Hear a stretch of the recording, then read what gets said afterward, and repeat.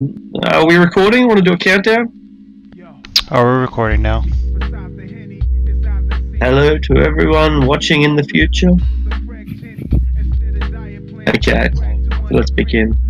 So, tell us about a little bit about your character, and once we know a few things about them, we might explore all the way back into their ancestral past. Who are you? Playing a Kaisi. I would say she probably comes up north, maybe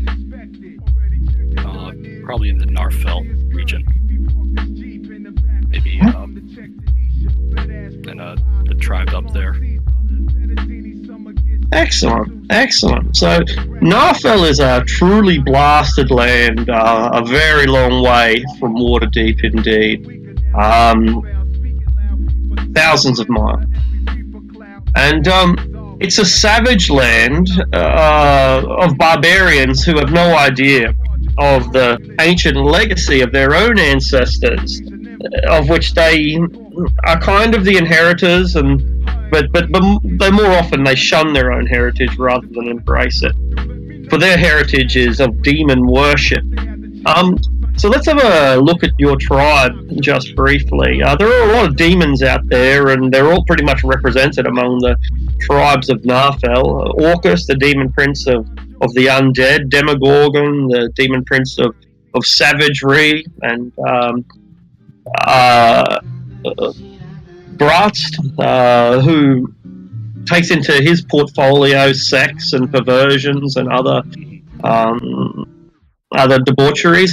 Who among these, or perhaps one of your own, one much lesser known, which demon did your tribe serve, or were you one of the extremely rare tribes who refused to engage in this demonic legacy? I'm not too familiar on the demonology, but is there something like the hunt or werewolf type of thing? Absolutely. So, two demons are pretty savage creatures by nature, but there are two that really strive for dominance. One is a savage, feral, cannibalistic thing called Yinoghu that tends to be worshipped by gnolls and not many other creatures. And the other is Demogorgon himself, and Demogorgon is a two-headed monstrosity, sometimes called the first demon. Much more popular. And they probably are worshipping some perverted form of Demogorgon. Beautiful. That would enable your tribe to undertake a lot of things that people might not associate with demon worship, because Demogorgon, while he is brutal and savage, he's two-headed, and he is also very cunning and insightful and tricky. And so that dual nature enabled your tribe to adopt technologies and cultural practices that the others would have shunned because they're just not smart enough at the end of the day. What do you think are some of the innovations that your people might have had in this blasted Bronze Age wasteland that your rivals did not? Probably the true companionship of animals. Beautiful. Kind of given or raised alongside of their companion for life. Excellent. Do your people have a totem for their own tribe, or do they give individual totems to individual peoples or something? Probably more individualized, maybe on the family level. Wonderful. And your family's totem? Polar bear. Beautiful, mighty, and majestic, intelligent. Wonderful. Okay. There are 1,001 reasons why one might want to turn one's back on Narfell and never return. You've travelled thousands of miles, and the journey that you've taken must have been even longer. If you were to travel as a raven does, it would still be 2,500, 3,000 miles. But of course, you don't travel as ravens do. How did you get there? Probably would have gone by water. Yeah. Or at least as much as I could. Wise move. Eastern Reach over here. Beautiful. And so, traveling through what we call the Cold Lands and across the Great Gale, one of the largest areas in all of the world that is controlled by druids. They have a kind of a council. The various villages live under this grand supreme council of druids, and the druids don't tell them what to do, but the farmers and the villagers and the hunters know well enough that they should listen when the druids do tell them to do something. So you would have experienced these cultures, and what an eye-opener it would have been to have then crossed the Sea of Fallen Stars with its pirates and its trade, its galleons, and with their cannons. What wonders did you see in this majestic sea of sea elves and kraken? Oh, it was a living nightmare for me. Never wanted to go to the water again. Everything that could have went wrong did. Boat capsized by a storm, picked up by pirates, traveled around the pirate isles for a while, got away from them on another boat. That's pretty dramatic. That's pretty dramatic. When you finally reach the western shores, perhaps of Westgate or maybe of Cormier, you can decide which direction you travel. How did you then get onto Waterdeep from there? Because it's still another 1,000 miles or more. So probably around Westgate, I would have joined up with another band of adventurers. Beautiful. Traveling around. And along the route you followed, and all roads lead to Waterdeep sooner or later. And so now here you are, a relatively experienced adventurer. You kind of, you've been looking around for an adventuring party, and you thought you might have found one shortly after you arrived, but, I mean, I don't know, like, do you have to take a number or a ticket or something? Because this adventuring party's full. They don't even want you. We don't need a warrior, we don't need a wizard. Whatever you are, we've already got one, thank you very much. Yeah, alright. But fortunately, you've at least made one friend here, and so that's a good thing. And now we take a look at your character, Mark. So, in a few words, what's your character? A abandoned tabaxi who was Fantastic. by monks and trained in a monk tradition, and then was pushed out in the world to go do as a monk. Excellent. And are you part spellcaster as well? Monk war wizard. Beautiful, beautiful. Would you like the monastery who took you in to be like monks of Mistra, the goddess of magic, for example, or something different? Well, the monk I'm going for is the tradition of elementals. Excellent. Excellent. Cool. All right. Beautiful, beautiful. So, 100 years ago or more, 150 years ago, we sailed west. When I say we, I mean people of the Sword Coast, people of Waterdeep and Baldur's Gate and other cities on the Sword Coast sailed west, and they crossed the trackless sea as had never been done before. And they reached a faraway land, and among those faraway lands was Maztica. And, among the people in Maztica were the Tabaxi. That was a long time ago, 150 years ago. And the Spell Plague happened, and the Spell Plague changed everything. It stopped all trade between Maztica and the Forgotten Realms and Faerun. And indeed, it ripped Maztica completely from the world and then brought it back 100 years later. So the question I want to ask you is, are you one of the people whose ancestors settled here on this continent 150 years ago? Or are you part of the second wave of migration who only just turned up in in the West during your own lifetime? That I do not have an answer for because I was abandoned as a kitten, as it were. So the monks took me in. I was only 2 or 3, so I have. Okay, cool. No ancestral ties now. You can only guess. It's the monks seem to think that you were probably one of the first generation, someone who is descended from Tabaxi who settled here a century ago, but they have no proof. They have no way of knowing. And the spell plague threw up all sorts of strange things. You might have been brought from another world entirely, another time even. It's simply impossible to tell. Now, the monks lived a relatively stoic life, a frugal life. They don't have a lot of good food, a lot of luxuries. Their beds aren't comfortable, and when they run out of supplies, there's nowhere to go and replace them. How did you find this stoic lifestyle? Well, as a Tabaxi, I think genetically we're not prone to having possessions. So I guess it didn't bother me that much in that, I would find something to play with and then quickly get bored of it and go find something else, like another rock or twig. So it didn't bother me in the least. Cool. Although your short attention span was frowned on by the monks, the easiness at which you were pleased and satisfied filled them with a great amount of joy. I hesitate to say pride, because the monks don't see pride as a positive thing, rather an indulgence.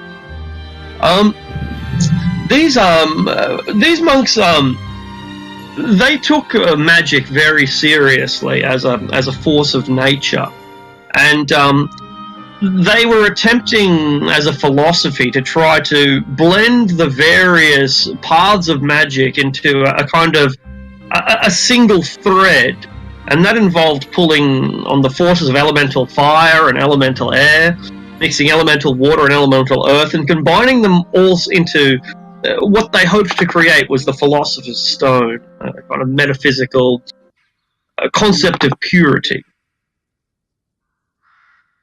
Sooner or later, you were driven out or abandoned or simply walked away from this monastery. What was it that caused you to leave? Was there a conflict, or did you simply grow out of it? Or do you intend to return one day? Well, seeing that they were blending the elementals into a fighting style, basically, I said, well, why don't we take this a next step and not just have the elementals, but the spell world into a fighting style, combine them all into a monk fighting style. So I'm kind of making my own hybrid monk fighting style. So I went into the world to learn magic to bring back and add to that fighting style. Excellent. And so the monks looked on you with a little bit of disdain when you first came up with this idea. The old ways, the old traditions are best. Why would you seek to try something so radical and untested? But they relent. In the end, they relent. And when you finally pack up and with your humble and meager possessions set out from the nether mountains up here north of the high forest, when you finally set out from your from the monastery of the four elements, you discover that there is no one to teach you in the nearby cities of Silvery Moon or Everlund. There simply isn't anyone willing to take you on. When people want an apprentice, they want someone young. They want someone obedient. They want someone who's going to learn quickly. But you've already made your way into the world. You're already set on a path, and you find that every time you apply for some kind of tutelage, you're rejected. So your quest continues. And you inevitably hear about Halasta Blackcloak, a wizard so powerful that he constructed an entire reverse city called Undermountain beneath Waterdeep, and so many reasons pull you to Waterdeep. The promise of tutelage, the promise of more magic, of being able to access great libraries and simply hone your skills with with other people. And so now you find yourself in the Yawning Portal, a tavern in Waterdeep, still on your quest to combine magic with martial arts, and you've made a friend in that time. You've made a friend with Kaisia, a traveller from a distant land called Narfell, who has a tender spot for animals. So how between you? I didn't mean that like that way. But between the pair of you, how do you think your characters might have hooked up? What sort of quests might you have gone on together already? Do you have any shared interest, anything like that? Well, I'm interested in hunting down dragons. So perhaps you're chasing a dragon down to learn about its elemental powers? Well, dragons are known for hordes with magic stuff in them. There you and go. Magic book. Maybe we found a quest to go hunt down a dragon and figured out we're too weak for it ourselves. Worked for me. Sounds good. Sounds good. All right. You've so there's a quest to go and kill a dragon that you've heard about. Apparently, there's someone in the Yawning Portal offering such a noble quest, and but you can't do it by yourselves. Two people is not there's not an army, and so you're waiting to find some other suitable candidates who you might be able to tag along with. And lo and behold, even as we speak, some people start coming out of the Yawning Portal. But first, is your character called Arion? Is that the Tabaxi?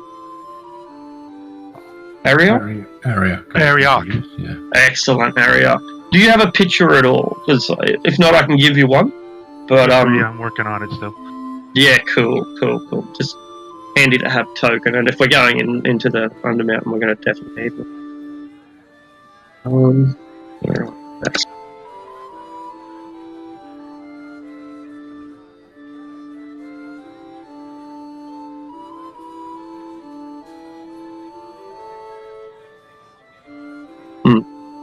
I got a lot to actually pick.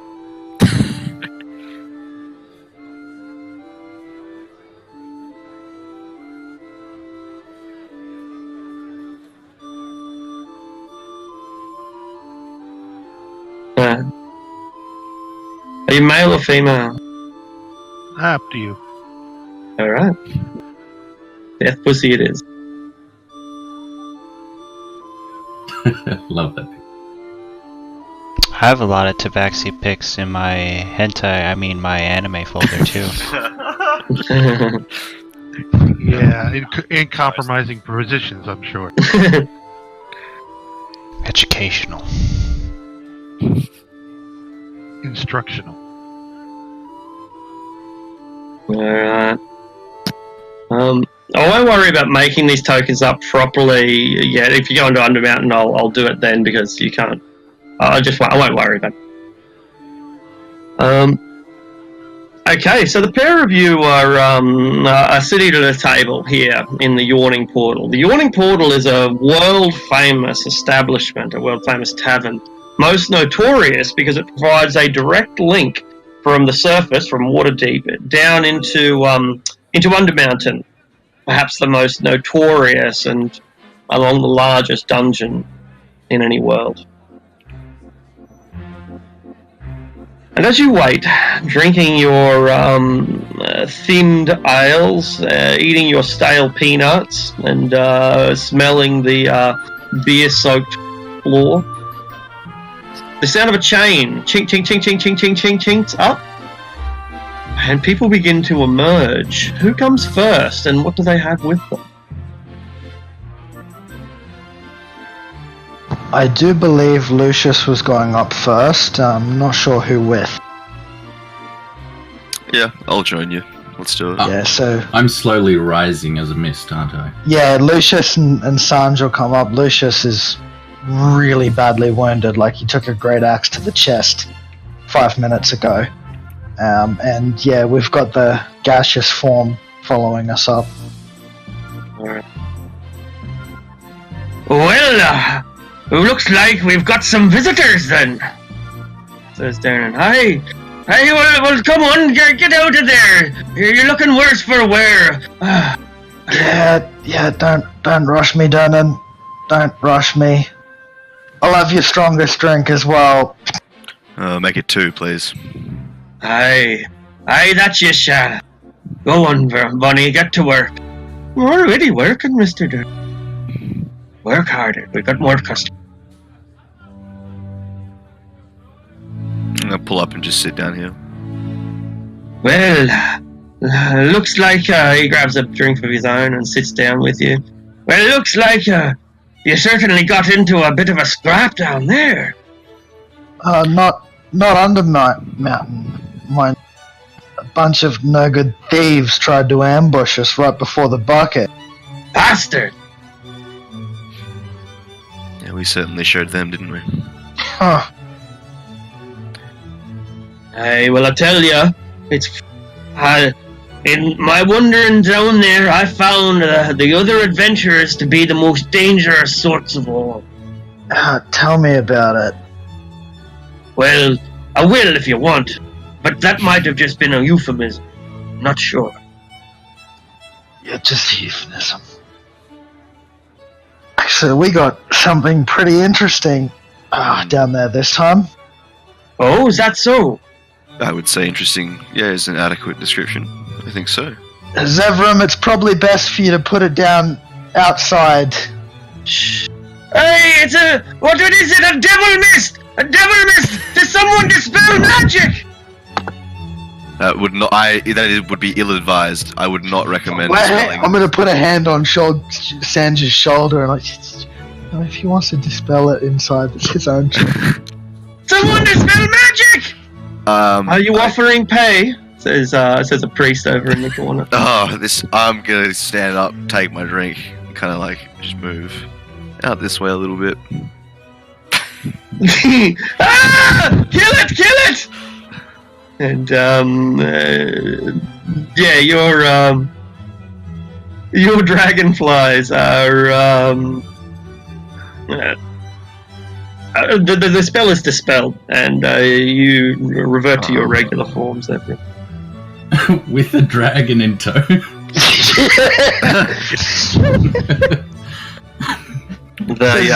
Zevram just appears out of nowhere and bang with this massive dragon behind him. Now, someone else had giant ape going on me, polymorph, so I'm a giant ape. Yeah, exactly.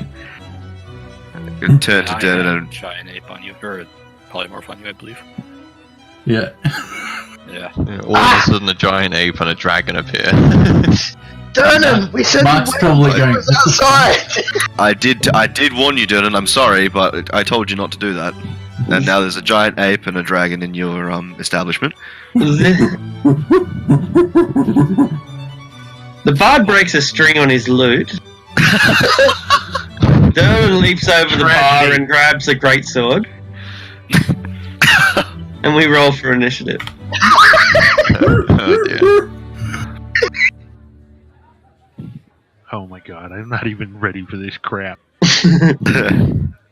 We just slaughter everybody in the yawning portal. What a great way to start. Where's my token? This is you, but we don't have. You won't have control of it. I don't think yet. But I might as well. I guess we're gonna do it now. All right. Hit points. All right. There we go. Tabaxis have dark vision. 60 feet. Cool. That's right. See. Highlight me again. I didn't see myself. See. Save change.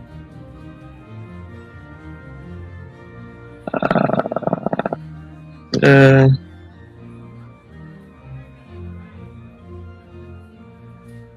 we are. Edit. Use token. Save. Close.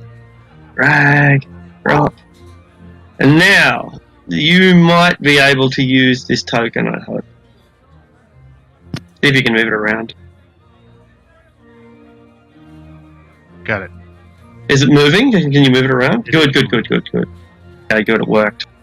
Alright. I'm not sure where mine is, but I don't think I need it for this. I think I'm still at the bottom of the hole. Makes sense. Alright, Kaisia, a giant ape carrying a dragon has just appeared in the bar. The bartender has drawn a greatsword, and chaos is erupting. What do you do? I'm gonna hide under the table. Excellent idea. You gain XP. Lucius M. Catter. Has Bonnie bought me my drink yet? she is delicately trying not to drop it. I'll give her an extra gold coin as a tip and then take a seat at the table over here. She hurries over and gives you your drink. It goes the long way around. Thank you, Bonnie. Yeah, I'm gonna begin to kind of lift my hand up in protest and just and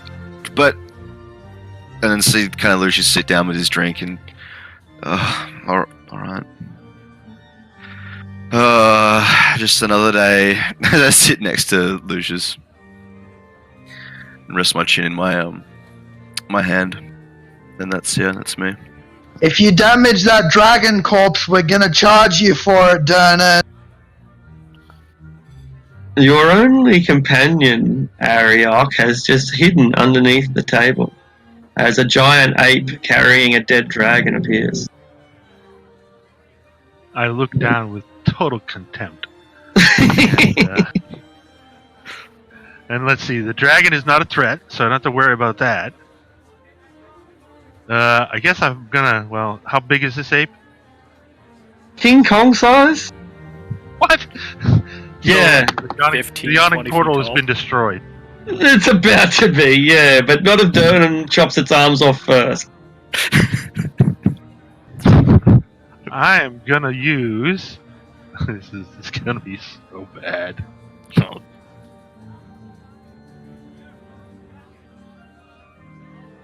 My favorite spell. Boom!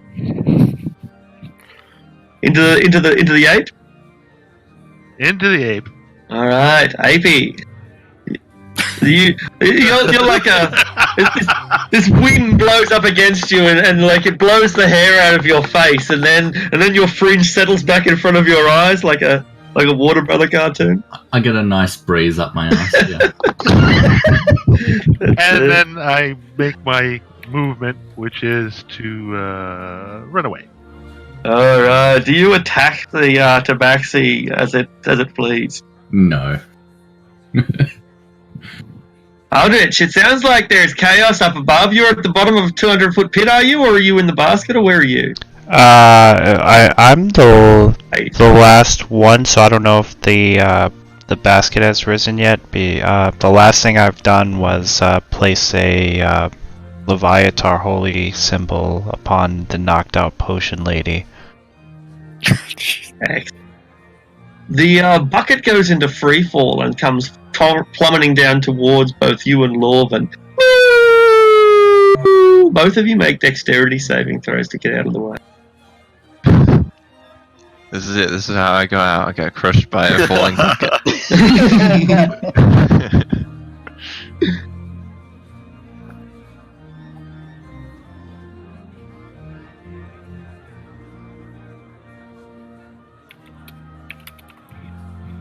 Bam! This bucket just comes out of nowhere and it connects Adrastria on the back of the head and then swings there like a pendulum, 5 feet off the ground. You were in the bucket. That explains why it did so much damage. I guess it does. What do you do as the bucket begins to plummet, Ash? Grab onto the rope. Excellent. Make a dexterity saving. Or acrobatics check. Hang on, so, Third character sheet open. Okay, let's. so Dernan was hauling Ash up, and then he goes, "Oh fuck, giant ape!" Drops Exactly. drops the bar. And you're now swinging on the chain as it's like continues to plummet. You run up the chain, never actually moving as the chain continues to drop. All right, giant ape. Sort of somewhat oblivious or not really understanding what everyone is on about at the moment, I continue towards the door and I push 3 strings aside, just gently with the back of my hand. And I drag the dragon corpse in front of me and I just start stuffing it through the doorway. I'm being manhandled by a giant ape! There's 3 strings. I just look at 3 strings, like, put a finger up to my lips. I'm being squashed! I'm being crushed! I'm not stuttering anymore. He's been scared out of his stutter. So Bjorn will stand up on his hind legs on top of the table and just start roaring. He's like, "That's right. You go away, you giant ape. This is my territory." You got it, bear! You fucking tell that bastard! Roar! He gets up on the bar and roars himself and waves his greatsword at you. All right, and it looks like the ape is gonna be the town watcher's problem very shortly. I'll kind of let out a deep sigh and walk towards the door so I can get him to put the dragon down in the right spot. Yeah, Somewhere where it won't be towed away. I'm like trying to keep the wings in, but they keep unfurling every time I try to push. So I'm like putting the wings in, pushing, they unfurl. I put the wings back in, pushing.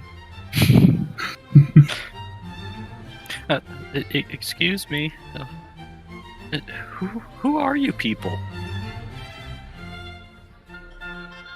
Who are who people? I'll walk up to Lucius and ask him what's... 1 second. No. You need to angle it more, Zevram. If you roll it a little bit, then put it on an angle, it'll go straight through. I'm prepping a fireball spell. No.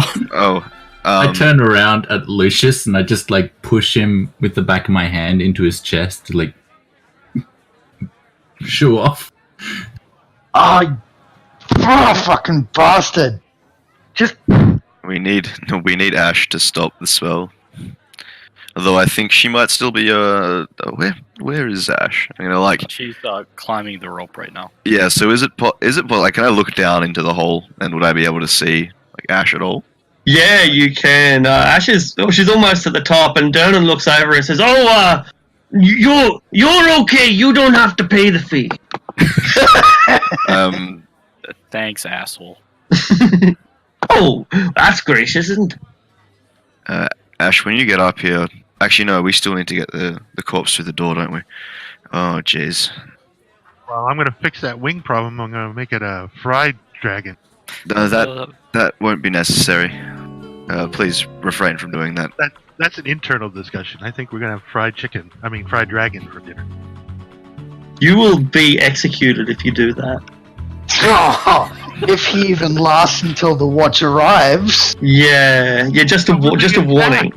You try and fireball my dragon corpse, and I'll turn you into fried cat. He does mean that. I know.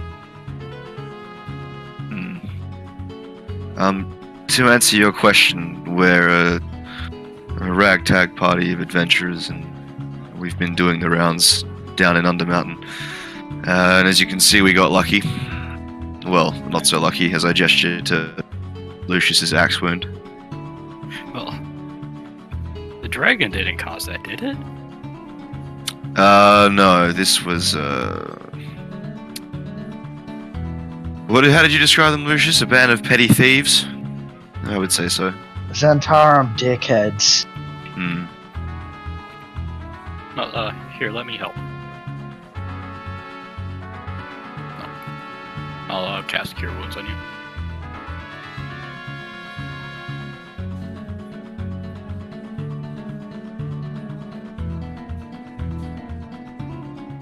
Oh, thank you.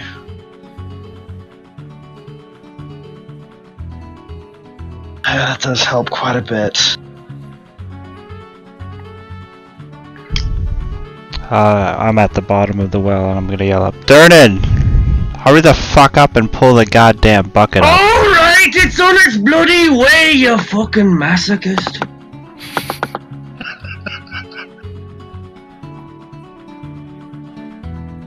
Yes, the bucket's down and he starts winding it up. When I finally get up and from the pit, I exit the bucket with an expression that looks like the cat that caught the canary, and I just go up to this table and I take this guy's drink and I just gulp down his ale. And then I throw a gold coin at him and I just walk off over here and go up to Bonnie and just kind of just sweep her off her feet and just give her a big kiss. Oh, Mr. Aldrich, you know you cannot do that to a lady in the modern era. It's called sexual harassment. Ah, yes, but you know you did. Oh, I most certainly did not. And she slaps you across the face. Not right now. Not right now. I just kind of smile and I just walk towards the group and, so what now? Just fucking push it through the doors, Evram! If you're gonna break the door and Durnan's gonna charge you a heap of gold. Oh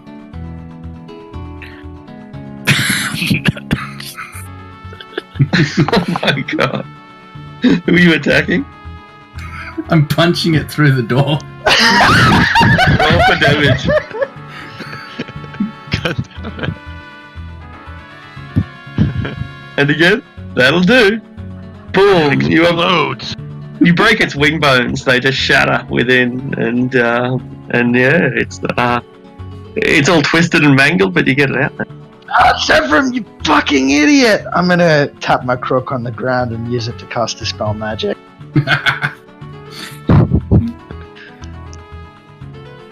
Meanwhile, as I climb out of the pit, I give Durnan his gold piece and just try and keep my head down and avoid being noticed during all this chaos. Now, which of you bastards cast the thunder spell?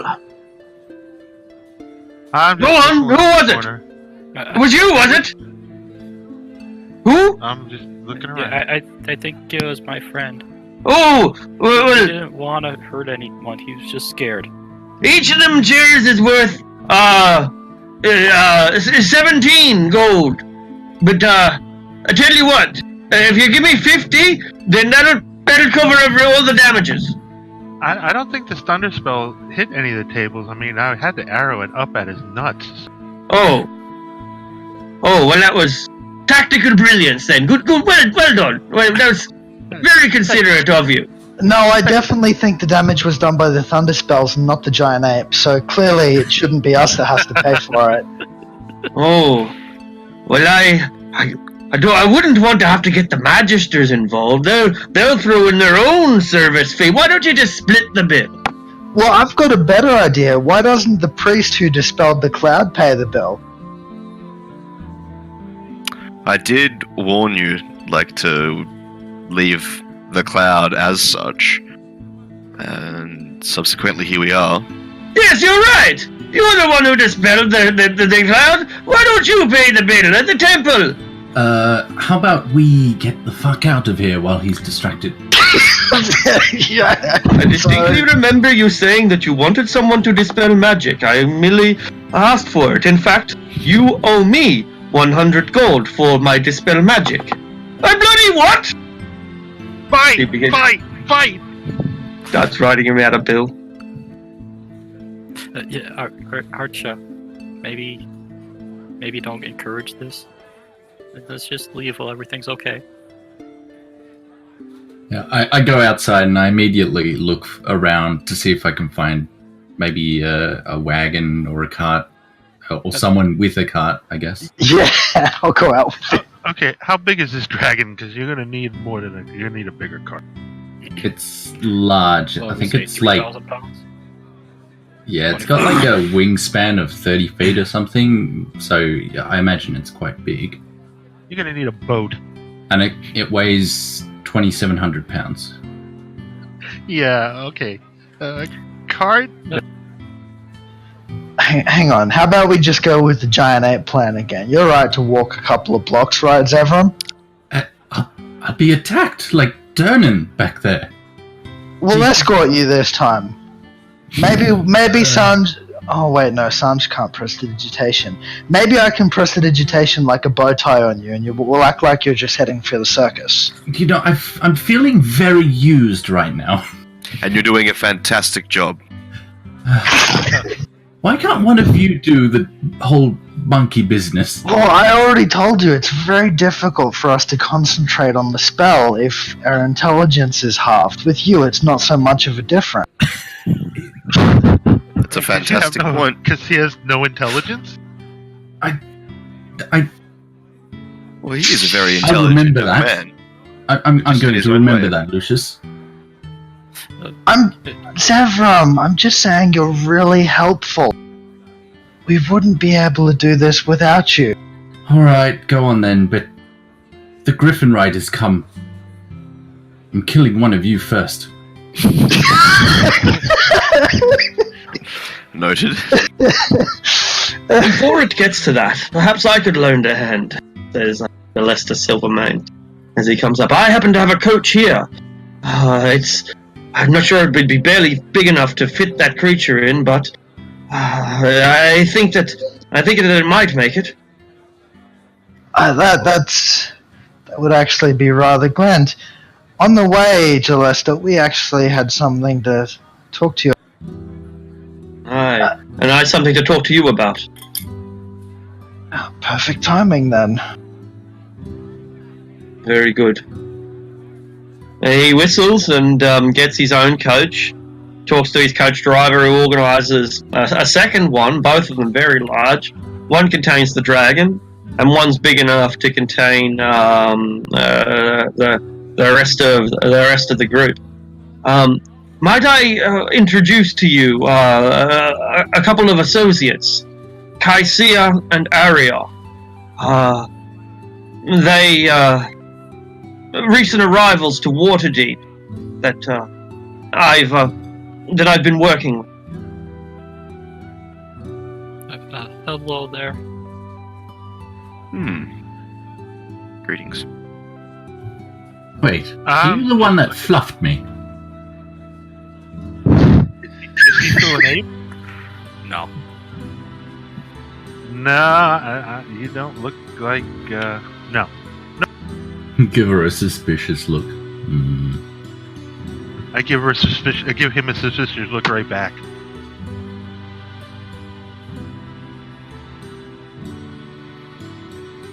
Well, go on. Guys, why are you looking at each other like that?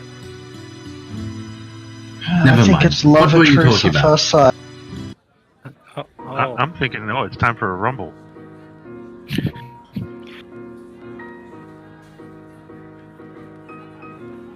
Okay. Anyways, that's okay. So, Jalesta, shall we? You said Yes. you had something for us, or shall we go first? Yes, well, I have many things to talk about. Perhaps we should get your news out in the open first. Well, first of all, it's probably worth mentioning that all of this, and I'll kind of point across everyone's injuries. We got ambushed by the Doom Raiders, just down in Undermountain there. You should be familiar with them, no? He thinks of it for a while. Yes, of course. Zentara. I saw them going into Undermountain 36 hours ago, with my own eye. Yeah, they won't be coming back. Good. But anyway, as a result of this, we've had a rather rough exit, and we're actually hoping to find some more work above ground for now. Perhaps something we can start within a 10-day. Fortuitous indeed. For I had hoped that Kaisia and Ariok would be able to find assistants who could help them with a particular quest that I'm quite surprised to learn that you are uniquely suited for. For I heard you were Dragon Slayer. You can say that. The proof is in the pudding. Indeed. This is no trivial matter, I should mention. As you know, since the spell plague has occurred, there has been it has been very difficult to maintain any measure of trade, any measure of connection between the various settlements along the trade way. In particular, anywhere south of Daggerford becomes very dangerous. The lands around Dragonspear Castle have historically been extremely perilous on account of an ancient black dragon who has resided there for time immemorial. Not to mention countless hordes of monsters and devils that we in Waterdeep have had to put down insurrections there, not once but twice, teaming up with our rivals in Baldur's Gate. Show you just how dedicated we have been in time to clearing out Dragonspear. Well, I'm not talking about Dragonspear. I'm talking about Borskia Bridge, a little bit further to the south. In the Borskia Bridge, that famous bridge where Cyric slew Baal and became a god by his own hand, in that famous cursed bridge, we have been attempting to fend off attacks by humanoids there.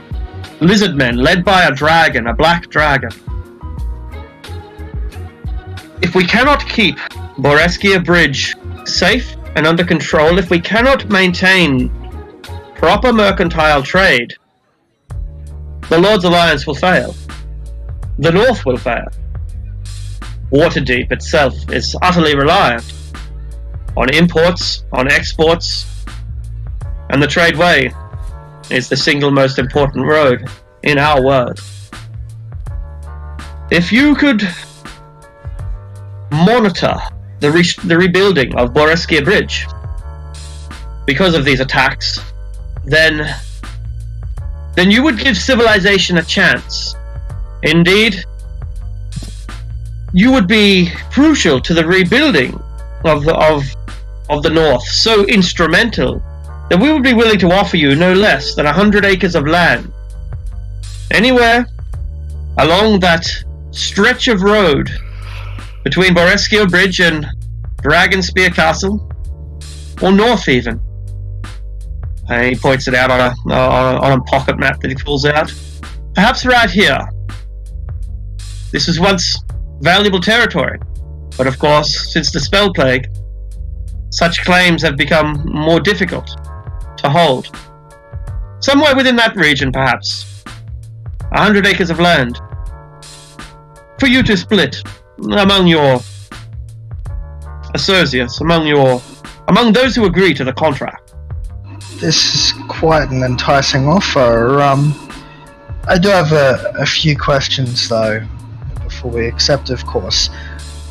This dragon, how much is known about it? Is it larger than the one we've got here?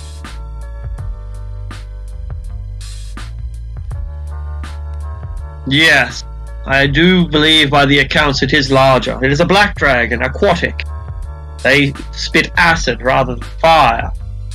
They are cowardly rather than brazen. But every dragon is unique, and such stereotypes can often elude us, provide us with illusions that we then are fooled by. It is a large dragon, considerably considerably larger than the one that you have seen. But, as mentioned, the black dragons have a reputation as being lesser creatures than the reds. You mentioned that the reward was land, but what about the castle itself? Well, hold on, Aldrich. That was what I was getting to next. Dragonspear Castle, correct me if I'm wrong, but that's, not sure ruin's the right word, but infested with all kind of dangers. Oh, I believe ruin is a correct term. It may be the quintessential ruin. People in your line of work call them dungeons, though that is a strictly incorrect assessment. Dragonspear Castle is a historic keep that protected the tradeway, very important. However, it fell to evil more than 100 years ago. Historical records would indicate that a portal to the Nine Hells was opened at its base, and with this portal open, the vast numbers of monsters were from beyond this world poured into our world and poured out across the tradeway, disrupting all of civilization. Fortunately, in his wisdom, Lord Paragon organized an army along with the Masters of Baldur's Gate, and together our forces marched on Dragonspear Castle and destroyed it.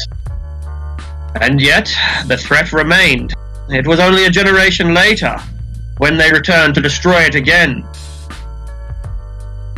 And now, we have not been able to maintain our control over Dragonspear, over the tradeway, in the century of chaos that was the Spell Plague. Today we know not what lies there, though we are confident that it remains home to a terrible and ancient worm, likely the very one who has inhabited it for so long. For while we defeated the armies, we hardly slew every last creature within the region. The High Moors are notorious for their trolls. The Trollbark Forest, the Troll Claws, they have their name for a reason. This is a dangerous part of the world, and yet an absolutely critical one. If we wish to consider ourselves, and I am a Cormyrean, but I am speaking for the people of Waterdeep. If we wish to consider ourselves here in the north as civilized people, but we cannot even keep our most important highway open, then we deserve the mockery that the Amnians show us. Certainly, and that does lead now into Aldrich's point. This may be seen as overly ambitious, but I mean, we're adventurers, what can we say? If we do this quest and receive land in the area, eventually we are going to set our sights on that castle. If, by chance, we were able to clear it out, would the Lord's Alliance recognize our claim on it as our own? I am not a person of great import. I am merely an agent. Clearly, this is...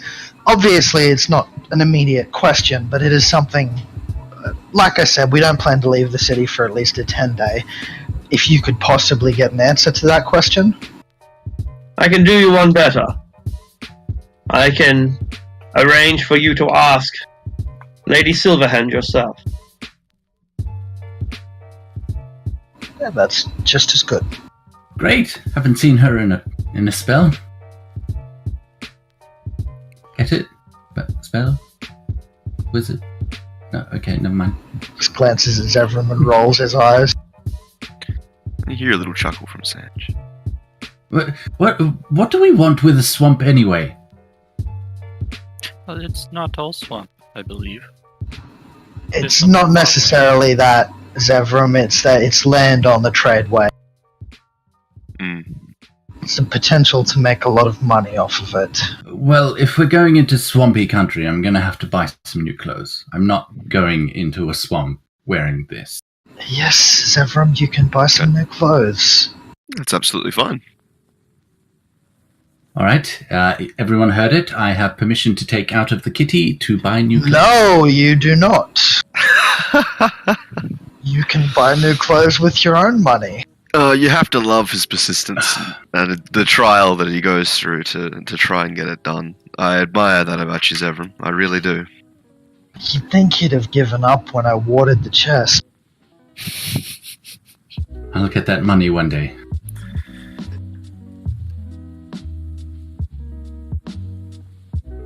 There's also a matter of putting someone in charge while we're gone of the manor. But that shouldn't be too difficult. Zay's been running the bar Leaf? easily enough. Leaf can look after the bar. Can't he? I mean, he's got nowhere else to be.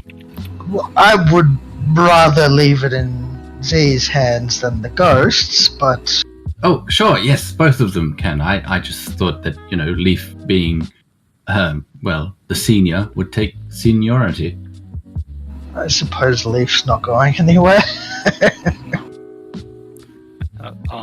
Guys, I wouldn't mind staying. I want to do some stuff. Or look into opening my own shop, even. Well, actually, I believe there's a greenhouse that'll likely be for sale in the near future.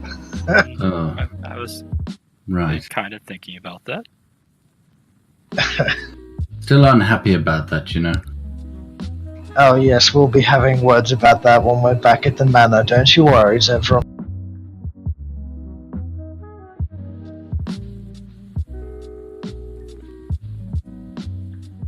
Alright, so you've made it back. And the two wagons pull up. The dragon is dislodged. And, yeah. What's next? Alright. I don't know. Yeah, let's get the dragon cut up and start dismantling it.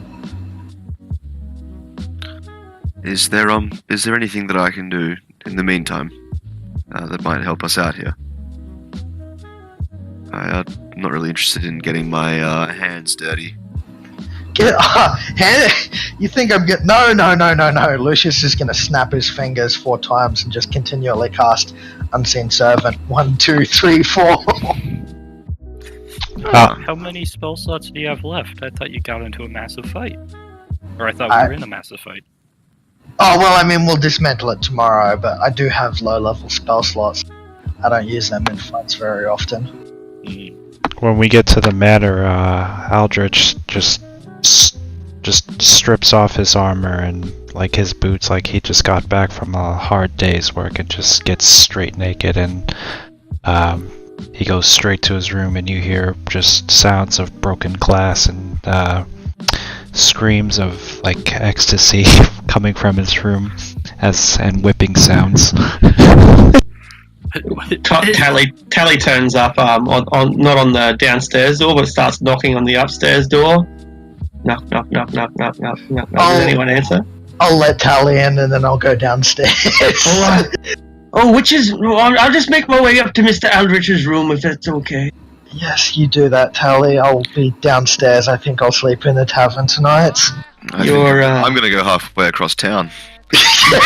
Your meditations are interrupted by someone knocking at your door, Aldrich. What? I've come to be punished, sir.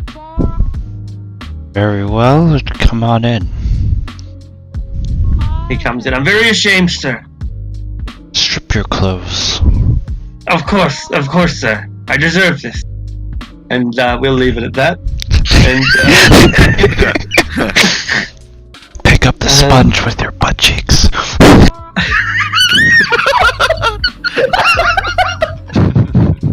You are fortunately across town, Sage. Expeditious retreat, everything. Pew! See you later. You are gone. I'm gonna put a tiny hut up in the tavern to block all this noises out.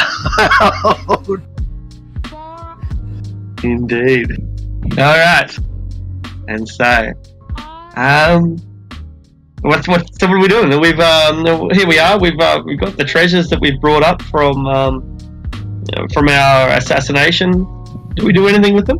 So I think what the plan was to take a number of downtime days to sort of get the crafting done and all of that, and then we would. I don't know if you want like how you want to do that, but we would then fast forward to then going back into Undermountain to go to Aldrich's temple. Yeah, well, basically I was thinking, so the plan is to leave Waterdeep in a 10-day or so. So the actual crafting of gear is nothing that needs to be done anytime too soon. What we need to get done before the Gentle Repose runs out is to actually dismantle the dragon. So like the scales, the skin, the meat, the wings, separate it all up, like preserve the meat. Because I mean the scales and stuff, once they've been removed from like the blood and the meat and everything, they should be fine to last for a while. So basically the idea I was thinking was to take 2 or 3 days to dismantle the dragon and preserve the bits that need to be preserved. Like put the blood in vials and all that kind of stuff. And then once we've done all that, go down into Undermountain to Temple of Pain on the first level, and then once we come up, we then can either spend a few more days crafting or just leave the city on this mission. Yeah, we have spells to copy over as well. Yeah. A couple of times. That sounds good though, I'm happy doing that. I can help you out with the Unseen Servants as well. We can get like 30 of them working. Or more. Yeah, yeah. Lucius and Sanj are like, yeah. We'll dismantle the dragon, and then they're just sitting back studying their books while they've got like 10 unseen servants each. So there's just knives floating around by themselves, carving into the. I'm just going to copy paste the information you gave us for the dragon, Arctic. Great idea. Put it in Discord, not Roll20. Yeah, of course. There is one thing that I want to revisit upstairs in the torture pleasure chamber. Aldrich, one of the things that Tally speaks to you about during this confessional, during this ritual, is about how he has been very loyal to Leviathan. He's been very pious recently. He's been going to church, essentially. He's been going to church because a girl called Ruby has shown him the secret entrance into the House of Pain. So he basically knows now how to get to the House of Pain without going through Undermountain, and he does it relatively regularly. Awesome. Be sure to show me this entrance. He does, and or he gives you the address at least, and it's there's a leatherworking shop up in the North Ward. Yeah, yeah, that's right. So he gives you the name of this leatherworking shop not in the North Ward, in the Sea Ward. I mean, in the posh part of town. Yeah. So there you are. So this leatherworking shop that's kind of sits on the edge between the Sea Ward and the North Ward. At the back there is a ladder, more or less, a staircase.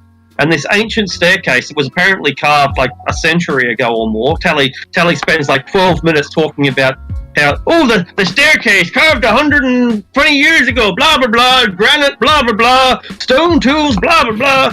Yeah, anyway. So at the back of this leatherworking shop, there is an old staircase, 130 odd years old, that leads down to the temple, the House of Pain. And he doesn't know the history of that temple, but apparently the staircase was built at the same time as the temple was. Whatever. Thank you very much, Tally. And then I roll up a newspaper, shove it in his mouth, and make him deep throat it. Okay, are we playing D&D? This is Aldrich. We're playing Aldrich's game. That is the last time I am ever... you're not getting any more. You don't get any more. Alright, that's the end. Okay, moving on.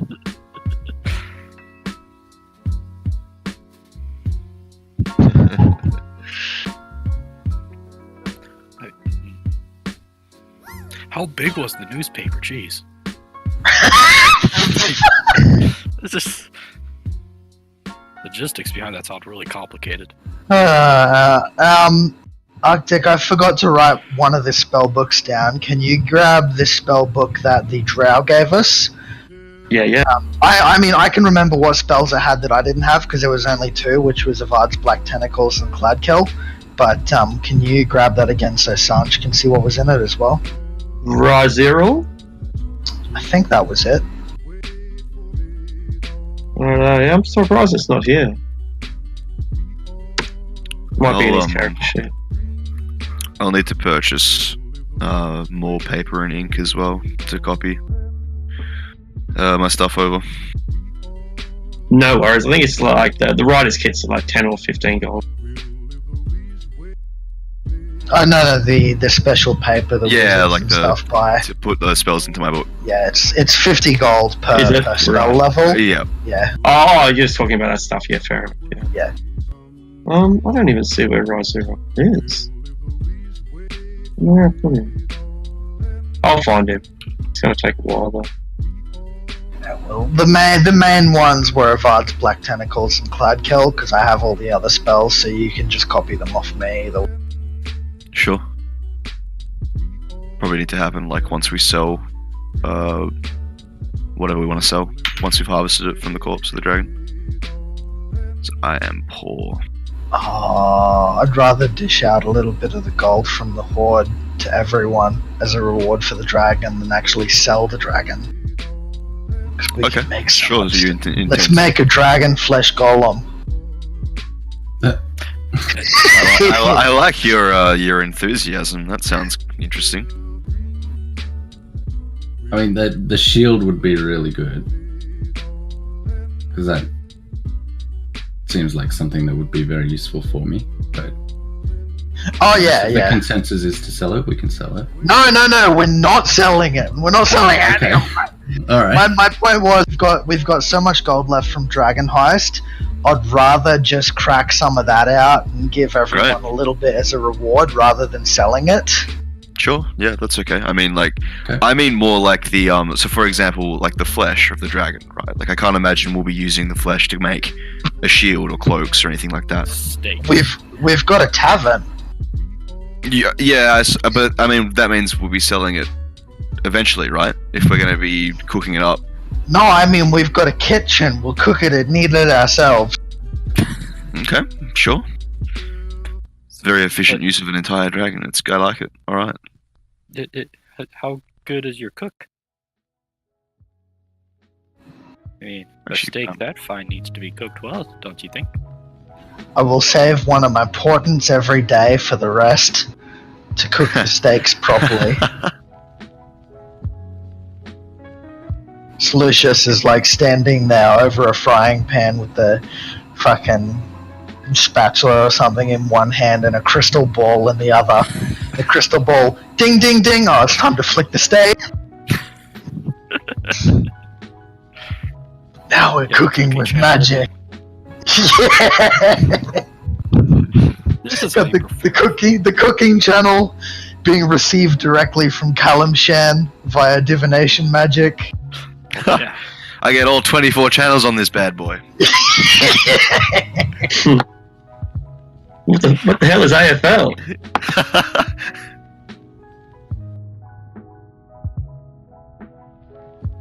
All right. So yeah, we can pass all of that time. Those 10 days. Yeah, and There's one more thing we need to discuss. What are we doing with the dragon egg? What can we do with it right now? Well, it's worth 1,000 gold. You can sell it, right? No, we're not selling a red Well, what do you want to do? You Why would can't you fucking rear it. I want to rear it as my mount and fly around on a red dragon. Yeah, that sounds like it'll turn out well for you. I mean, how long is he gonna live? 100 years, maybe. Yeah, I mean it'll take at least Okay. 200 years for him to be a threat to any of us. You do with it what you will, then. Awesome. I I want to start looking through the library for books on how to incubate a dragon egg. The first thing is to not keep it in water deep, because it will not hatch.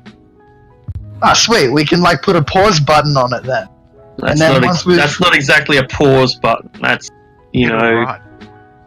That's it'll like get a stillbirth button. Precisely. yeah. That's basically right. It'll eventually petrify it. Oh, that'd be cool too. How long? I mean, everyone. If you watch Game of Thrones, you'll know that petrified dragon eggs can always still be used later on. It's not a slow it's not a quick process. It you know, like, so theoretically, there are records that eggs have remained in water deep for, say, a year and have still been fertile. Okay, so we can keep it for a bit, and then once we've got territory out of the city, we can move it there. Theoretically, yeah, theoretically. Sounds like you intend to raise this thing in that castle you were talking about. In Dragonspear Castle, we shall raise our own red dragon. There must always be a dragon in Dragonspear Castle. You have to sit on it for 3 years, though. You do. Does that mean I can start calling you Mother Hen? I mean, personally, I wouldn't mind if Lucius walks into a fire to hatch it. He wanted to walk into a fire? It's not Dragonkin. No, but you can be the Queen of Dragons. Well, King of Dragons. If he dresses up, he can be the Queen of Dragons. What are you talking about? Yeah, we won't judge. You should start thinking of names as well. Does that mean that if I cast Disguise Self into a blonde bimbo that I'll have advantage on charisma checks with the dragon? Some dragons. Alright, so are we crafting anything in this 10-day? Well, how long will it take to craft anything specific? Depends what it is. The shield? Yeah, pretty. Yeah, you can AV and Embrick will, give you a hand. Actually, I can probably do it immediately because I can fabricate one a day, and I've got Smith Tools proficiency, so I'm capable of making shields. Shield is, you could definitely a player character could make one shield in a day. It might not be realistic, but it's D&D. No, the fabricate spell. Yeah. Use raw materials, and then it takes 10 minutes, and you magically create whatever you want to create. Yeah. So the short answer is you could easily make one a day. Yeah. So what was the cost on making a shield for Zevram? I think it was 500. Yeah, 500 to manufacture.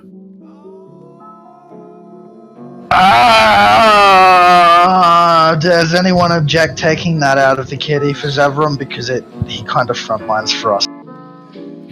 No, that's fine. Oh, you wouldn't buy someone clothes, but... I don't care if he fights ass naked, as long as he's got a shield. I look at my new friend and go, are you sure we want to join this group? These guys suck! Alright. I will mark 500 gold off of the treasure, and Zevram gets his +1 shield of fire resistance. Yay! We don't know they killed this dragon. They might have just found it. They're like the scavengers, they're like the hyenas of Undermountain. Yeah, they may claim they killed it. I mean, aren't all adventurers just hyenas at heart? Yeah. I take that as an insult, thank you. I mean, they even kill each other like hyenas sometimes. Hyenas are dogs. I am not a dog. But what are you? I don't actually ever recall seeing something like, you before. No, Sanj, he's clearly an awakened cat. Some druid was probably pitying his pet and was like, I'll awaken them so I've got someone to talk to. There must be something more to that. Obviously, you need some kind of vision, because I'm not a he. They are obviously a tabaxi. I know them. Mauser, my contact in the Yawning Portal, he's one of them. Well, yes, but I mean, how did tabaxi come to be? Clearly, they're awakened cats. Warming up my spells again. There's this thing called evolution. You should look it up sometime, Lucius. I've never heard of cats evolving into speaking creatures without the assistance of magic. I've heard stories of men loving beasts, you know, anything could happen. You're upstairs. Shut up.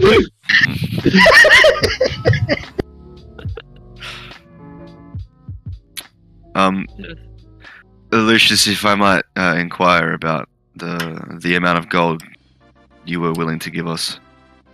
I just want to get it out of the way and sorted.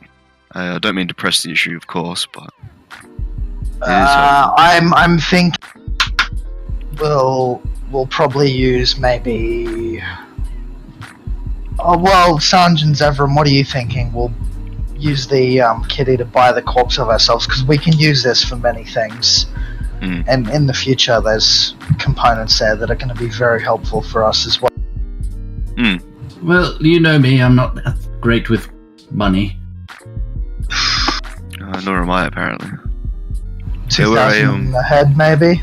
Yeah, it works. Alright, I'll mark that off in the books that we bought the dragon corpse using the money for 2,000 a head, and we will dismantle that and store the part. Ash, since you're staying here, for the time being, can you use your magic to preserve the meat? Sure. I can do that. Do I need to do it every day or like every other day? Your spell lasts for what, 7 days? 10 days? Oh, okay. Yeah, that's no problem then. Yeah, I mean, as long as you renew it once a week, it should be fine. Yeah, I'll try to remember.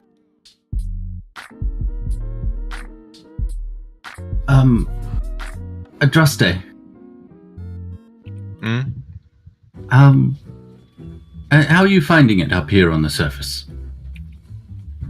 My eyes hurt. The light stings my eyes. I know that this is real life too. Like I can just see you sitting there tired, going, "Oh man, my screen too bright." Well, I can't help you with that, but how do you feel about walking around up here? I know that not many people like us, Drow. Sister.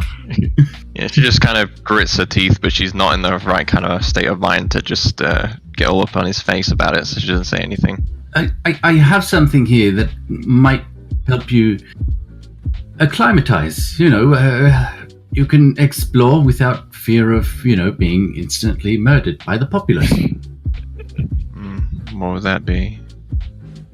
It's a little circlet. You just put it on your head, and well, you'll see. Just put it on.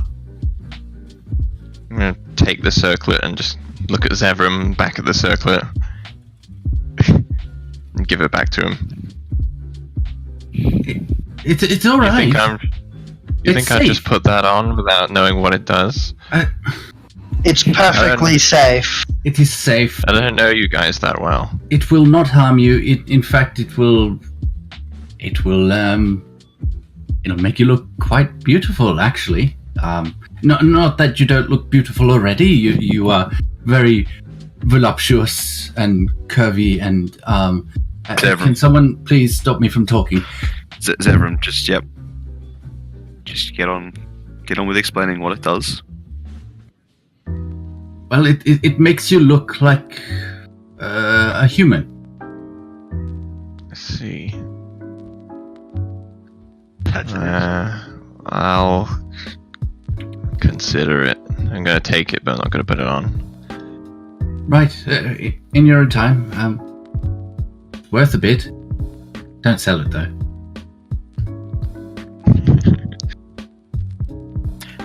You guys really care about money. Why is that? No, they don't care about money. They won't sell anything. We don't not care about money. What does money even do, though? It makes the world go round, my friend.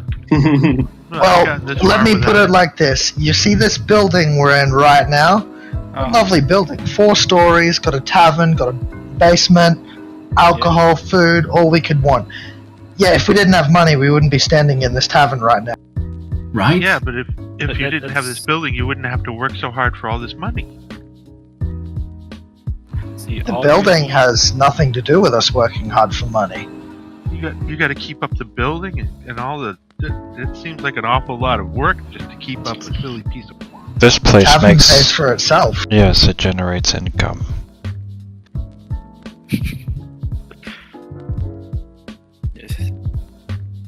That's what I don't understand about the civilized folk. It's money. This, Hey, I'm money right. that. I'm All right you there need with is you. a spear and some the open air to feed yourself. What We're not. Yeah.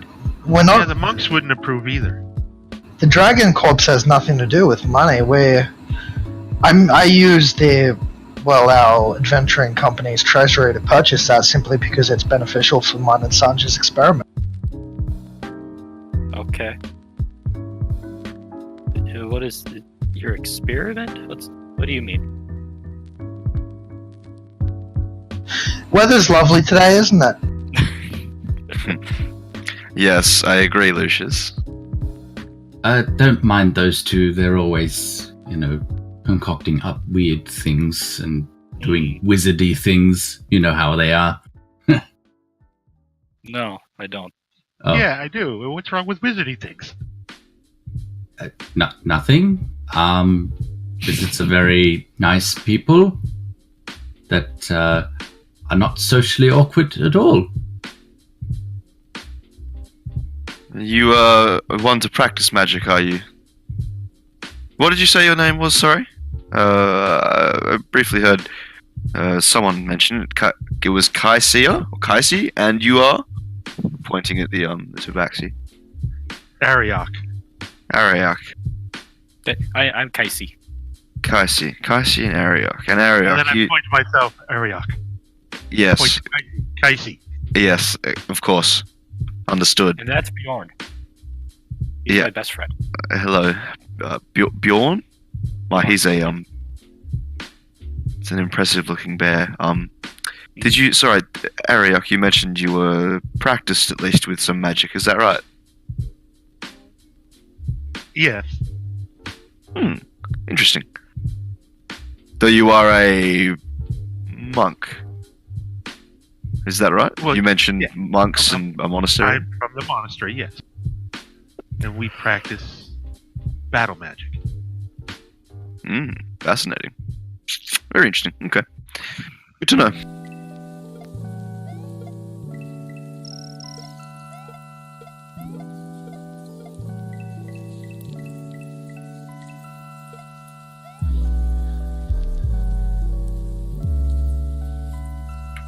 Did I just lose baby it? steps. Oh, okay. I thought I disconnected. No one was talking. Yeah, so, the next morning we'll craft the shield, remove the egg, and then, me and Sanj will just use all our unseen servants to carve up the dragon, and we'll get Ash to preserve the meat. Where are we gonna store, like, the bones and stuff, Sanj? I'm thinking we trap the shit out of one of the rooms downstairs and turn it into a full-on laboratory. You know, Lucius, you had my curiosity, but now, my friend, you have my attention. I like where your head's at. A lab downstairs would be... yes, conducive, I think, to making strides later Yeah, on. so- Yes. Let's do that. One of the rooms in the complex downstairs, Arctic, we're gonna spend a few days going down there and fucking warding the shit out of it. What do you mean by I'll, warding the shit out of it? Alarms, and I'll be using Fabricate to, like, put a proper iron door on one of the things. I'll cast an arcane lock, therefore, on that. Basically securing it, because it's underground, there's bricks and everything, it'll be much Iron- harder for someone. So iron door, arcane lock. What else? Alarms. Because that's not that powerful, hey. Honestly. Do you have? Do we have single access or to not single something? ward? Yeah, something like magic mouth, maybe, or Glyph of warding? Yeah. Put some fireballs down there. I've considered that, but I don't want fireballs in our laboratory. Well, it'd be Nah. outside next to the iron door. No. Actually, it's not a bad point. Hang on, how much does glyph award cost? Glyph awarding cost per cast? 200 gold. 200 You could gold. get the Magisters to do it, but then that would mean showing them what's underneath the tap. We can do it ourselves, but I'll pay to put a couple of glyphs in. So basically, rather than getting contractors to do it ourselves, Arctic, since I can use Fabricate once a day now, and the Smith's tools and everything, I can make like an iron bolted door ourselves on one of the rooms that has only one entrance. So I'll just take a heap of iron ingots down there one by one. So I'll need to buy raw materials for a door. Sure, I think the player's handbook has the price of iron. You'll find it's quite cheap. I don't think they're very good at economics, the creators of 5th edition. They're not. I think they're like showing that there's a low economy for peasants, but adventurers are far beyond that. Yeah, I don't know. I just think that they don't fucking have any idea how economics works. So. Can I spend 200 gold for an elephant? Yeah, absolutely. Wait until we leave the city. They have them for sale down in the Southern Ward right now. They're going for 199 gold pieces right now. There's a discount. Damn. The circus is selling them. Yeah. But they didn't come on the ships because that would mean that Nah. Cersei should have her elephants. That's right. The Romans had elephants on ships, but we can't have elephants. Ah, They swam across the what do you call it? Forget it. Yeah. Elephants? Yeah, They're pretty good they swimmers. swam to Spain. They swam? No, Oh, God. I'm giving you shit. Of course they didn't. Give me like, did they have sails on the back? Did they have oarsmen? I reckon like an elephant with oarsmen, like cobalt oarsmen. Fuck yes. I like. So- put that in the random encounter for Ghosts of Saltmarsh. Indeed. shit. 1 pound of iron is only 1 silver art, but I want something a bit more sturdy. Steel? Yeah. Oh, well, how much would mithril be for a door? Do they? I think they have the price for Misthral's somewhere. Might be in the DM. No, probably not in the DMG. Price of Mithril is somewhere. It might be on that. I don't know. I don't know where you'll find it. Yeah, but that amount of Mithril probably just isn't available anyway. Like a door's worth of Mithril is as cheap as whatever price it is. It's probably just not available because there's not a lot of Mithril mines out there. Adamantine? If you can find the price for them, then go ahead. But I'm not sure what the prices are. For now, I'll just look for steel and then I'll see if I can find the price. So, how much per pound of steel and how many pounds would you say in a door? Just look at double the them. player's handbook, If there's no price for steel, they just use double the price of iron. And as for the weight of a door, 500 pounds if it's like 6 foot by 3 feet. Alright, so that'd be 1,000 silver, so it's 100 gold. That's not much at all. Yeah, exactly. It's not much at all. Anyway, That's half an elephant. it is half an elephant. To be fair, it is half an elephant.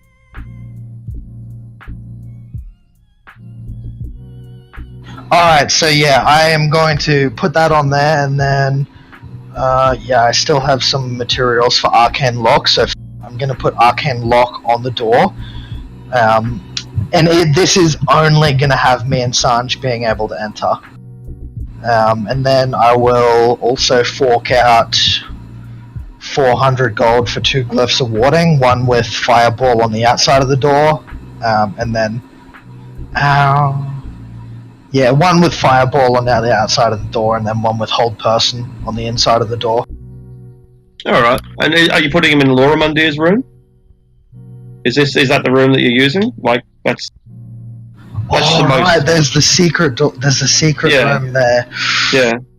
And you could put the iron door on the Shadow Thief wall, and then you've still got the secret door for Laura Mundir's lair. Like that's that would be my suggestion. Yeah, iron door, the steel door on the first doorway, and then there's the secret door, and I'll fork out the extra 25 to do it on the secret door as well as the steel door.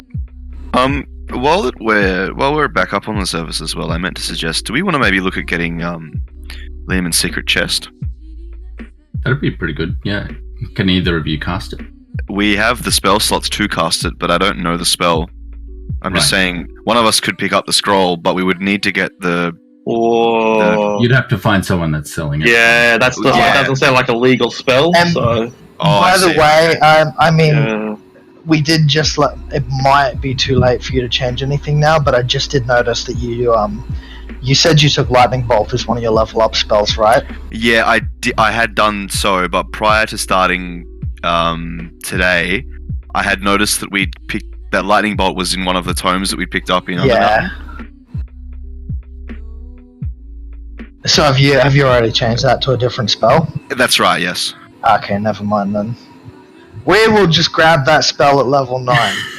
The Zentarum will sell it to you. Which one? The Mancunians? They're the only ones left, brother. Oh, fuck yeah.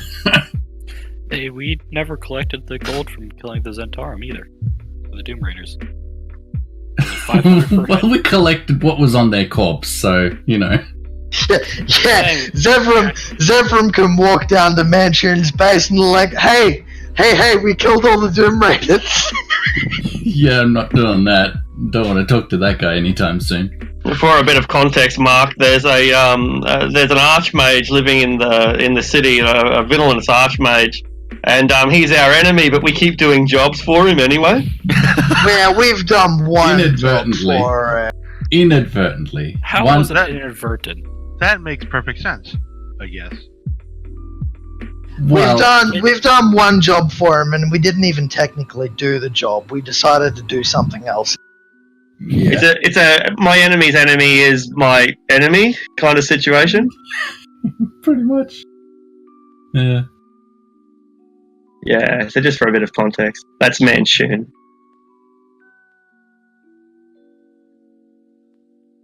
Well, you've got powdered diamonds.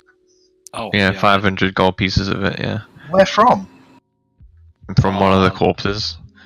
Cleric? One of the Doom Raiders. Yeah. Shit, yeah, if I can get that off you, I mean, I'm still gonna ward it so only me and Sanj can enter the secret laboratory, but I'll definitely be less hostile towards the Dark Elf. Well, wouldn't it make sense giving it to Eldritch? Or Revivify? No, you need full diamonds for Revivify. Powdered diamonds is for Glyph of Warding. Oh, okay. Yeah, no, if I can get 400 gold of that off you, that'll cover the fireball and the whole...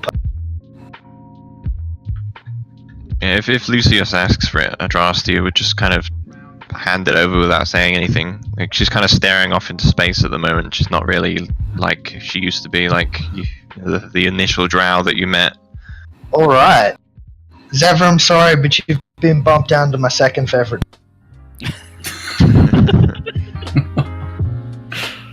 What, 500 gold? That's all it took?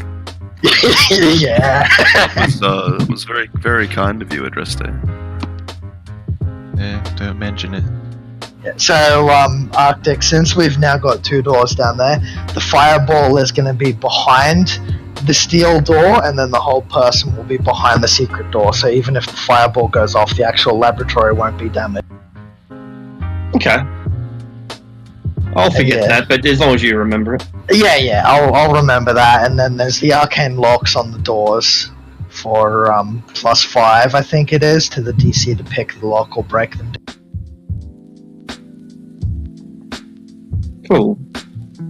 Did you take all 500 gold pieces worth, or just 400? Just 400. I don't need the other 100, so you can keep that to sell it yourself. I would see you guys separating 500 powder. Like, I just need this much powder. You can have the rest of the powder. Yeah, exactly 100 gold pieces worth of powder. Just split it exactly. So I had this job in high school. I graduated as a jeweler, and I actually sorted the tiny melee for him, just the smallest of diamond. That's cool as. Nice. Like, Tell us about that. millimeter. Yeah, Do you like use like little tweezers or what? little tweezers and a tiny little caliper. It was the most tedious thing I've ever done. Yeah. Did you have to put the the jeweler's spyglass in as well while you were doing The it? loop? No, Yeah. I didn't use a loop. Oh, You got good eyes though, I suppose. Being young. I like telling people that I literally sorted grains of sand as a job. So, Arctic, one of the things I personally fucking hate about 5th edition is that they didn't bring permanency forward from 3.5. Is there, and you know how a lot of spells, if you cast them every day for a year, they become permanent? That's It's cool. a 5e way of doing permanency. Is there there any? any- Know that, but Is there any way to like extradite that at extra cost? permanency spell. Seriously though. What if you had I'll think about it. 365 wizards all casted at the same time? Yeah, that could do it. That could do it. But that sort of mathematics is actually not a bad application. So, like, between the pair of you, maybe you halve it down to half a year. If you could get another couple of, 9th level mages, then maybe, yeah, like ritual casting, maybe? Get apprentices. There you go. Get apprentices and get them for rituals. Yeah. Because I wanna make this spell on the tavern and the lab, but it's a fucking once What's a the year. spell? private sanctum. It prevents divination, magic, and teleportation into the area. Pretty cool. let Arctic think about it. Yeah. Give him a chance to figure out how that would be possible. I don't mind like doing it now, like because we're never because I'm not gonna be available at any other time. So if you wanna, how you want? Yeah, I'm very mindful that I want everyone to be entertained all the time. Well, but at the same time, like you're never gonna have another chance to discuss this. So it's entirely up to you guys what you want to do. All so much in your court. well, yeah. I'm Well, willing to first wait. of all, well, no, I don't think it's worth waiting too long. I mean, even if Yeah, I'll you be did right that theory and then me and Sanj did 2 spells a day, it'd still take 3 months. Mhm. I don't Oh, I really mean, want to do that. I meant willing to wait while it was explained. Real time, yeah. Yeah. So yeah, like, is there a way for us to go through the Magisters to at least quote something along the lines of making it permanent in a shorter period of time? 10,000 gold. Permanent magic is like a serious fucking thing. Huh? Yeah, I know. Do you think the Magisters want to put that on your house? Precisely. Permanency is a long time. Hey, humans live 100 years. Waterdeep, it does not. And what you create now will last and last and last. Yeah, I was hoping that they'd be able to like sell a scroll of permanency, so they wouldn't know where because it's not like I want to go. Hey there, guild mage, come and check out this secret laboratory we're working on. The Red Wizards will. Red Wizards will sell you a scroll of permanency for 10,000. No, that's tempting. Hey, they don't give a. They don't care. Your business is your business. Like, they believe that Waterdeep is a place for free enterprise. Only one problem. The only red wizard who could sell you one is currently in jail. Oh, God. Which Of wizard course. is that? His name is Elsoon, and he was believed to be conspiring with the Zentarum or the Xanathar's Guild, or possibly both. And you don't know what. I mean, you can pick up a newspaper and maybe find mention for him, but yeah, he's not wanted on any particular charge. In fact, it's the article that you currently read is, what sort of message is Waterdeep sending to the world that we would lock up innocent people? What has he done? He's done nothing wrong. Or is it now a crime to associate with criminals? Do if my brother is a criminal, am I a criminal by default? All Elsoon was doing was meeting with known criminals. That doesn't make him a criminal by, but anyway, he's been locked up, so... You know what, Arctic? What? It's not like I'm willing to spend 10k right now or able to, but Lucius is so open-minded that he's willing to write that down in his notebook to check up on at a later point. Alright, make sure that you also write down about Elsoon being in jail. Yeah, I wrote down Elsoon, Good. Red Wizard could sell permanency spell, but he's in jail. 10 grand. Put the price to. 10 funnily grand enough, that's will close. extort to lower price if freed. Funnily enough, that's close to like all the homebrew permanency spells I'm looking up. Is it? They all value it at around 6 to 10k. Dungeon Master. There you go. But it's not. It's one of those spells that doesn't translate into 5th edition very well because it originally had an XP cost to it. Well, not in 2nd edition, I don't think. And so in 3rd edition it did. Yeah. Anyway, what are we doing? Alright, I believe Aldrich has to go to the Temple of Pain now. Yeah. Are I you know, are you asking us to come along, or are you just going there on a pilgrimage, Aldrich? Please don't ask me to go along. Before we do that, we'll do a conversion. Okay, sure. Tally again? Yeah. Not quite. Adrastria. Hmm. Okay, so tell us about the past 10 days for you. Well, I'd say that not long after receiving the circlet from Zevram, she considers putting it on, like struggling with her pride, struggling with who she is, and against her, hating every second of it, she decides to put it on.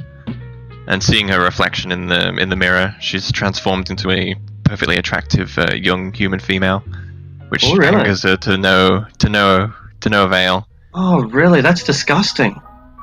So she takes the You're circle perverted. off. Like, there's something wrong with you. For a bit of context, everyone, this magic item, when you place it on your head, it transforms you into what you believe in your soul to be the most beautiful humanoid you can imagine, the best version of you that you can think you could possibly be. And so, yeah, describe a little bit more deeply just how you look. Like, unlike her dark ashen skin, it's very light skin, like very, not quite albino, but very pale, Yes. with red hair and like fiery red hair and freckles and a very innocent looking face as opposed to her like stern chiseled face. And human. Not even... Your ears, your eyes, they're all wrong. You're a human. Yeah, exactly. And she's extremely conflicted, feeling so many emotions, like rage and sorrow and confusion. Just doesn't know what to think about this. Do you keep the circlet on?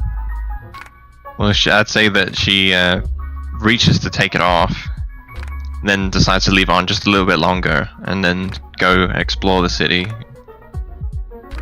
Being Alright. able to explore in a way that she never could before. People smile at you and they wave. They offer you to try their apples and their pies. They greet. They curtsy. Men look at you.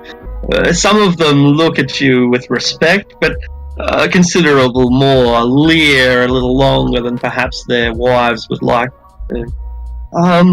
Wherever you go, you're treated with a, dare I say, a kind of privilege that you haven't been exposed to. And just exploring the different wards, browsing through the marketplace, being able to smell the different smells of fresh pastries being cooked and all the amazing and bizarre wares on offer. All the while, my eyes are still stinging from the sunlight. I don't think the circlet would fix that. Does It's just not. it's a constant reminder that my current appearance is a lie. As you travel through the market, with fresh fish in fish tanks on one side and chickens on the other, a kind of livestock market. You see a dark elf being dragged through the street. His mouth is gagged. He has iron manacles binding his hands behind his back, and there is no less than 6 guards dragging, accompanying, pulling at the hair of this lone prisoner. And as they drag this male dark elf through the street, they force him to keep his eyes open, staring up at the sun. You'll pay for what you've done. Oh, don't you worry about that. You'll lad, take a good look, lad, for you won't be seeing the sun for a long time. Drag him past you towards a watch house. Do you react in any way? Probably follow, at least. About 50 yards down the street, as everyone parts to give these city watchmen the room that they need. They pass him over to a watch house, a small jail, a small local jail in the market, where he will presumably be later processed by a judge, as is the form of justice here in Mornington. I'm gonna approach and say, "Excuse me, could I ask what this dark elf has, what crime they have committed?" He's associating with known criminals. He is. Known criminals? You mean, Aye, associating with former members of the Xanathars and the Zentarum. Aye, we caught him with a group of bugbears that had Xanathar tattoos burned into their skin like some kind of hideous devil ritual. I see. And as he says that, I realised that it could have very easily been me if I had chosen not to be wearing my circlet right now. He tries to mumble something, but he can't. The best he can do is make some hand signals, and Drow have a unique hand language. While his wrists are bound, he's still able to do the hand movement. So,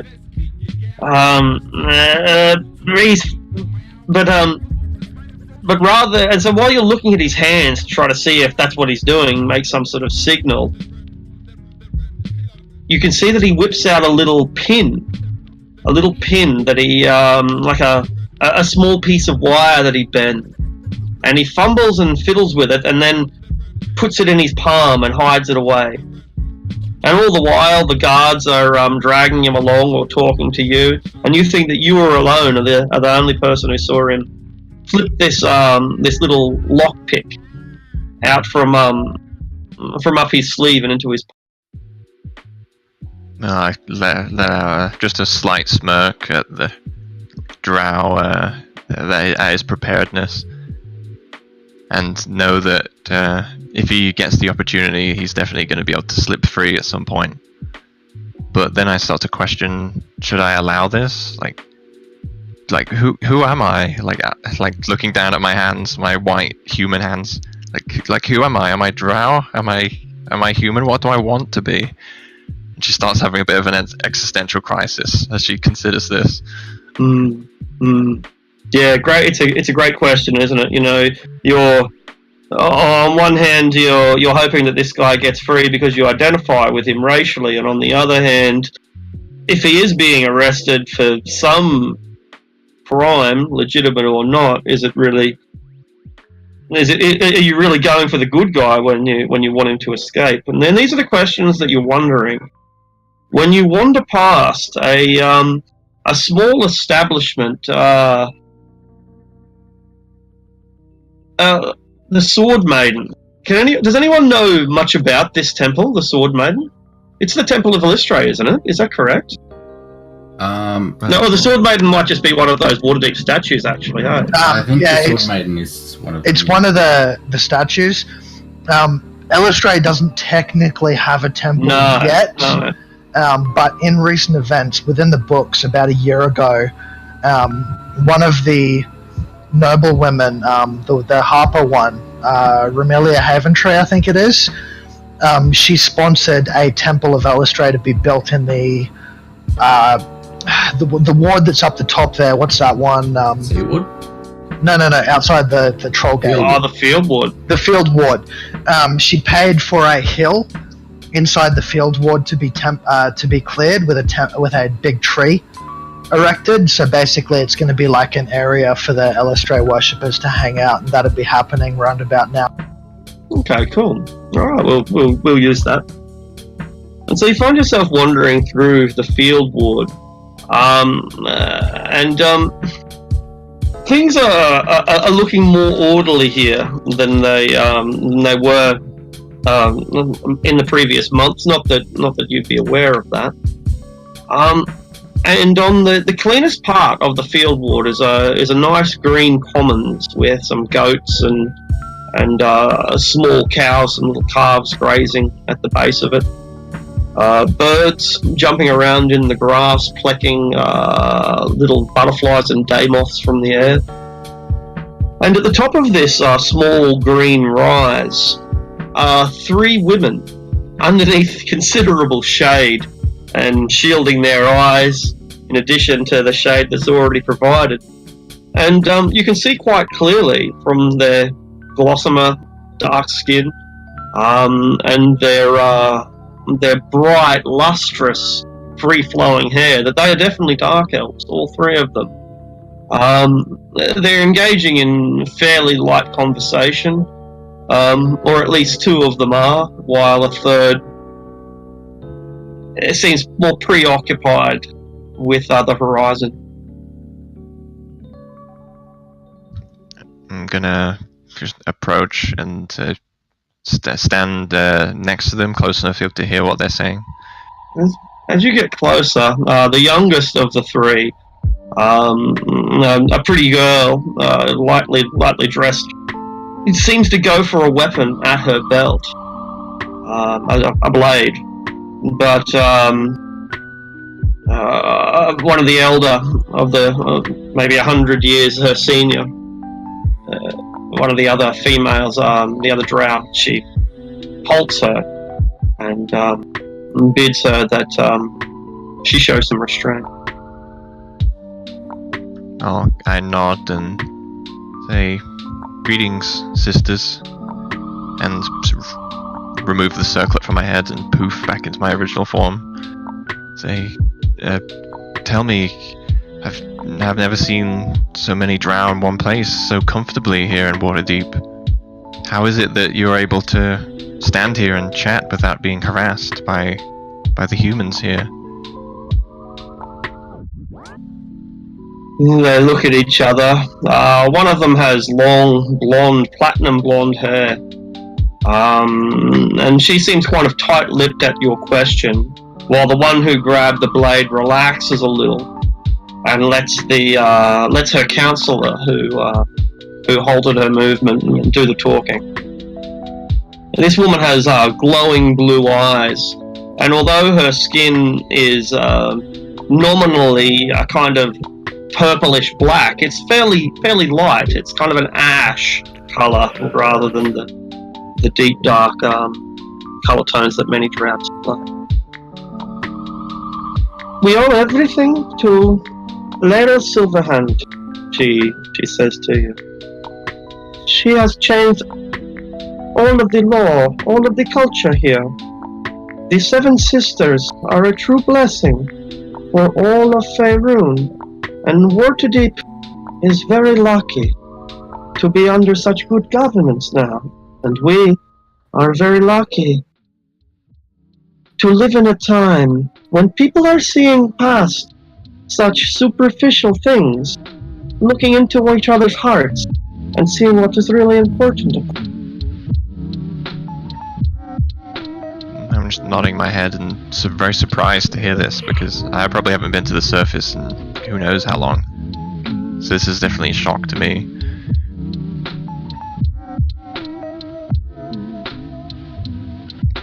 I see, and they allow Loth worship up here? I ask quizzically.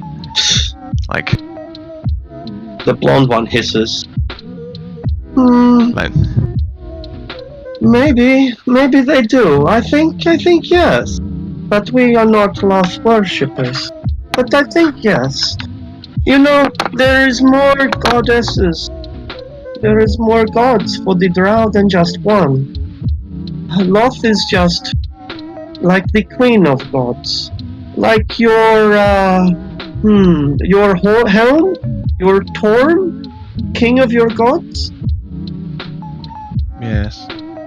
I feel as if I'm at a crossroads in my life, and I don't know what to do. I feel as if I'm not the person I used to be. Do you think Illustray could help me? They look at each other, or the other pair look at the one who is speaking. Of course, the light is there to guide all, but I do not want to discourage you. We are specialized. Illustray is specialized. She has mostly the interest of our people at heart. You may be better suited to a light god of your own race. He took the circlet off Arctic. Oh, you take the circlet off. Sorry, I didn't realize. And Yeah, I took it off moments after I approached. Dude. And because of my mistake, I'll assume that you just reveal it now. It's fine. And they gasp. But as you're revealing it, or just prior to when you do, the blonde one asks you directly, while you're still in your human form, "Are you not afraid of us?" No, I'm afraid of myself. As I take the circle off. Perfect. That's great. And that's how the script would be written. And the audience is like, "Oh my god, big reveal!" And so, yeah, they are equally astonished, all three of them. "Sister, come and join us." But the blonde one remains suspicious. Who are you? Me? I go by Adrastia. It is not enough to tell me what you go by. Who are you? A remnant from another time. A remnant of what was it? Clan House Freth. Yes, that's right. A remnant of House Freth. The two older drow look at each other. The ones who are of an age comparable to you. 300 at a guess. 200 maybe. Well, this one on their left is a century old. She's still a girl. Really? Of Menzoberranzan? Yes, that's right. I haven't been there for a very long time. They look at each other again. And the one who spoke initially speaks again. Here we are. Fossils come out of time. Welcome, sister. You should come with us. Will you be free tonight? We are going to pray. Absolutely. I have nothing else better planned.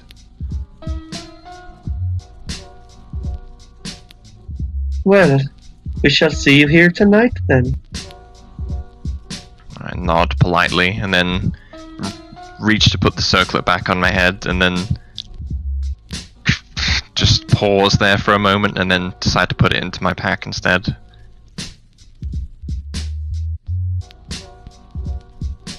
As I continue to explore, this time a little bit more apprehensive. Spend the next few hours being harassed. You spend the next few hours with looks of disgust. As soon as you try to walk through the gate, they seek your registration. They go through all of your equipment. They demand to know where you acquired your weapons and what you intend to do with them. But the solace finally comes again at night, and under the moonlight that night, you rejoin this sisterhood, this coven, and they tell you about Illustre, and they tell you about the times during the Crown Wars when the Dark Elves became the Drow, when Corellin, the chief god of the elves, cursed them as an entire race, and they don't cast judgment on whether that was fair or not, whether it's fair to curse an entire race for the actions of the majority. Whatever the case, they tell you about Illustre, and they tell you how when Loth and the Dark Elves were cast down, Illustre offered to go down with them into the deepest, darkest areas, despite being a moon goddess, so that the Drow might have a light to guide them back to the surface.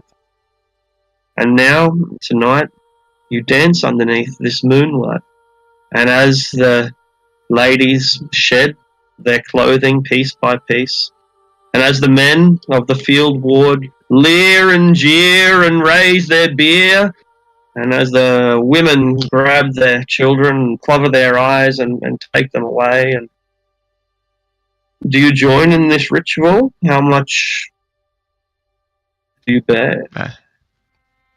I'd say just to her underwear at first. Like she wants to fully join, but she's not quite committed yet. Like she's still, it's going to take a little bit more time for her to be fully comfortable. They each take their blade and they raise it and they dance it in honor of the Moon Maiden. And when the ritual is done, you feel a shift in your heart, in your very soul. Indeed, at a metaphysical level, you shift your alignment. And for the first time in a long time, she feels kind of at peace with herself. A little more comfortable with who she is. Feeling a little more purposeful in the world. Your sisters await your return. Now go and live life and enjoy the world. Underneath the sky, underneath the stone, wherever the paths may take you, may Illustre's light lead you. Thank you very much, sisters, for this enlightening experience. Mm-hmm. I, give a polite drow. I'm not sure what you do to what a traditional drow sort of exit gesture would be, whether it be a bow or whatnot. But Probably if it's a hand bow, I assume signals. it's a bow. Yeah, stab someone is good. Some polite hand signals then to politely gesture that I'm leaving. I don't imagine there's a lot of words for love and friendship in the drow language, so they convey all the more meaning when the gestures are given. If there is, it's usually accompanied with love to kill, love to stab, love to murder, love to betray. Yeah, it's like an unfinished sentence when you just say love. Yeah. Oh yeah. Before I leave, I asked them, is there perhaps any donations I could make to this community? They would always welcome more silver, that they could add it to the fun. I'll give them 50 gold as I leave. Wonderful. A big purse full, as a gesture of good faith and to help them support this movement. These are your sisters. Yolande did the majority of the talking. Recte, who was the one who was going to stab you. Just showing love. And Diana, who remains suspicious of your motivation. Alright.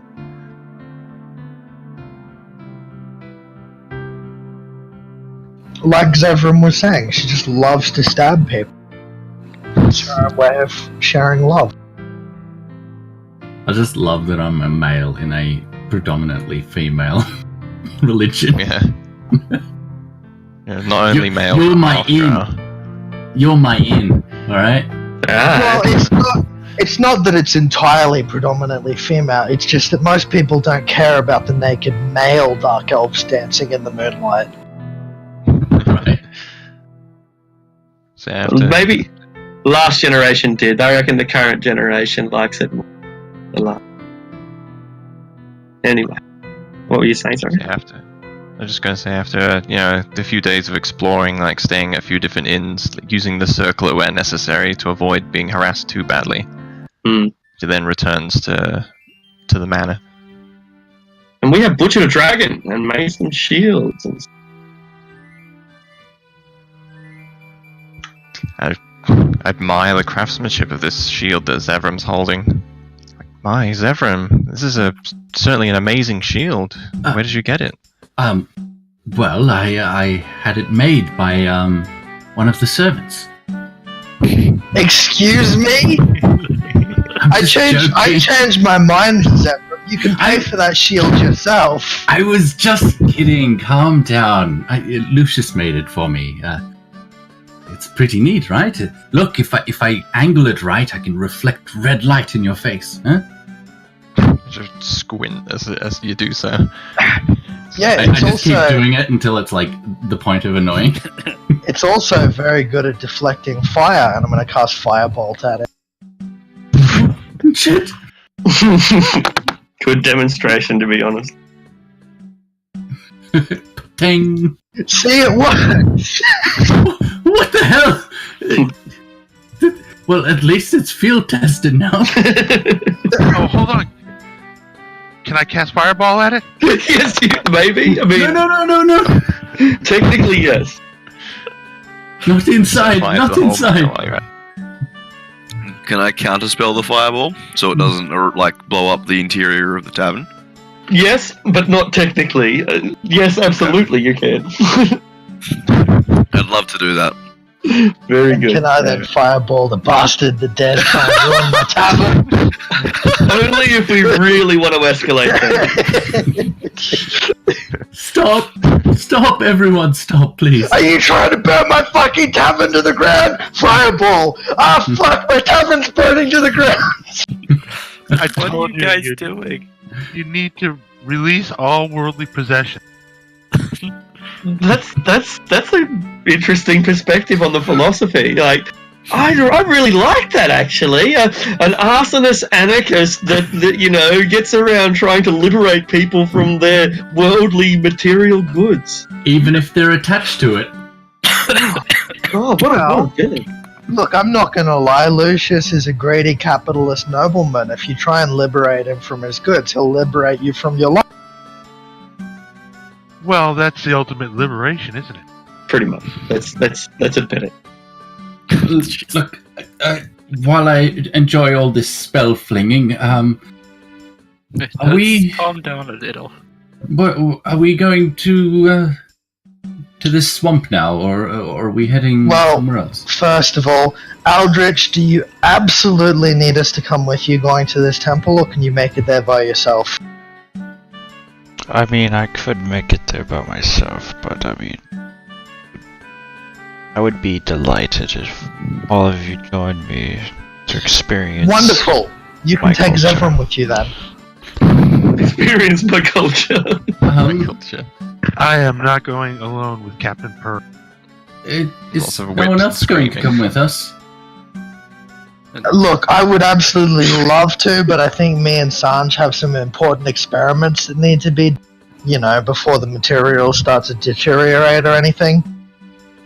Wait, where are you guys going? To the House of Pain, I think. To a temple. Oh, I wouldn't mind going to a temple. Yeah, I'll Right. agree to come with Aldrich as well. As long as I'm not alone there with him.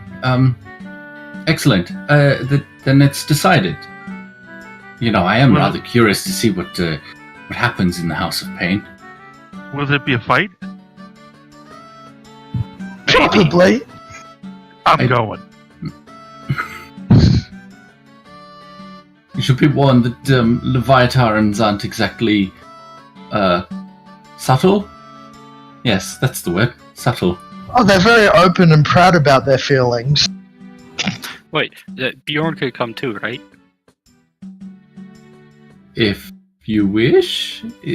Well, I don't go You know anywhere what? without Bjorn. This might be an excellent opportunity to see what sort of moral fiber you're all made of. A test of sorts before we face a dragon. Another dragon. What, is there going to be a fight there? I hope there's no fighting. Oh god, I hope so. I would hope that Aldrich could diffuse any such events. Shouldn't be any Right? fights. I'm a high priest. I merely owe it to them and to my goddess a visit. Right, it's a peaceful pilgrimage that may result in some BDSM. What's that? I'll tell you when you're older. Oh, okay. You're probably older than me. I mean, maybe like 23, 25. Oh, okay, I'm only 26. So. Who knows, maybe all of you will convert to the true religion. Yeah. Oh, you mean the old order? Yes, definitely. Sure. Why not? Let's go with that. So, Aldrich, how do we get there? Well, thanks to Tally, there is an entrance in a leather shop that we could take that leads directly there, so we don't have to go through the yawning portal and deal with that bastard. A leather shop? Well, that sounds entirely appropriate.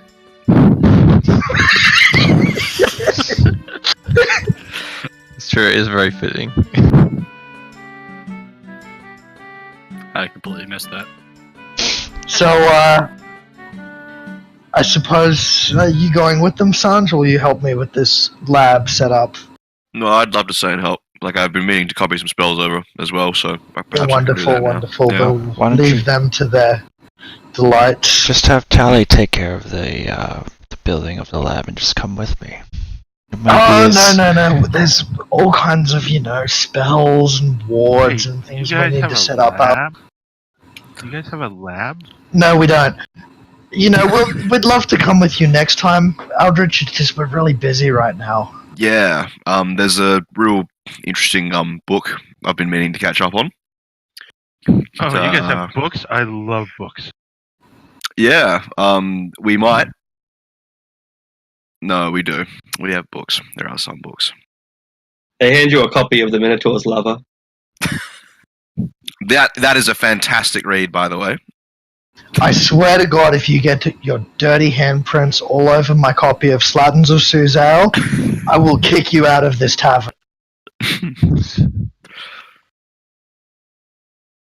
It's a very exclusive book, okay? Don't look at me like that. Mm-hmm. Does All right. Pictures? I can't read. I'm sorry. It's got pictures. Oh. I would think it's full of pictures, actually. Some that even fold out. Whoa. They're that big, yes. Midfolds. Wow. Zevram, have you been looking through my books again? I have not been looking through them.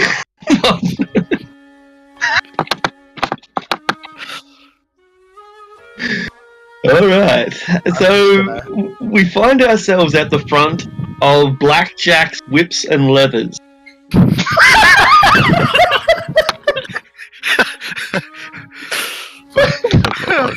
It is the most exclusive, exquisite, and expensive leather and whip shop in all of Waterdeep, and that's why it's found in the Sea Ward. It's it's for a particular class of clientele. It's also just across the road from Castellanta Estate. You know, I don't know what I was expecting, but somehow I'm not disappointed.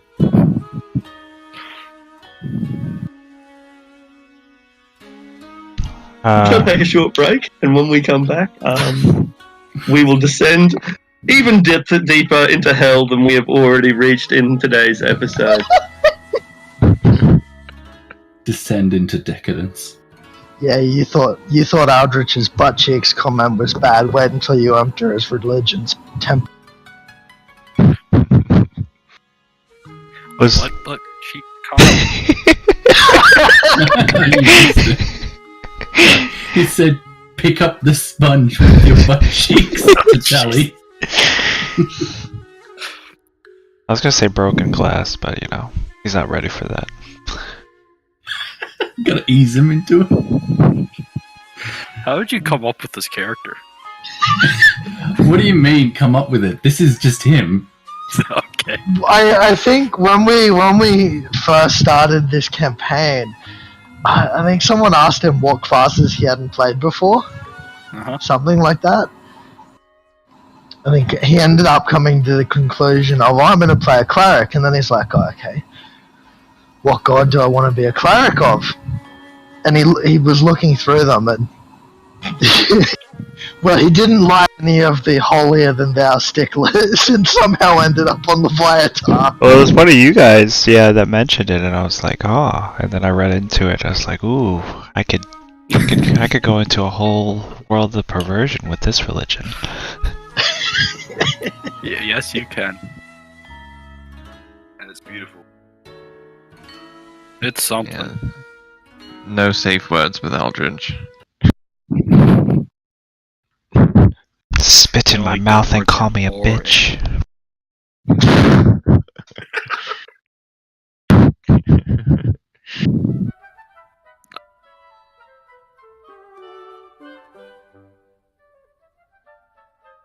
No, it's certainly my favorite character that you've done in any of these games.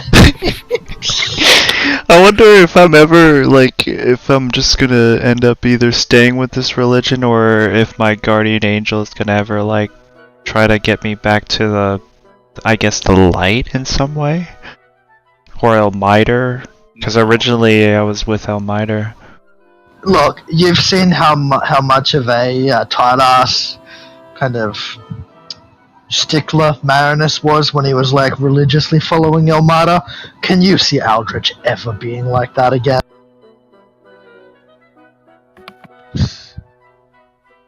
Oh, by the way, after giving Lucius that powdered diamond, you think in exchange, during those couple of days, he would have been able to spare some time to identify a few items? Oh yeah, I mean, it's a ritual spell. It's easy to do. 10 minutes. Yeah, because I got a couple of rings and a mace and whatnot that I need to identify. Yeah, sure thing. Alright, the things you want to do before you go down, are there? Oh, it's just something I forgot about, which is no worries. A couple of items that I probably would have asked Lucius to identify for me.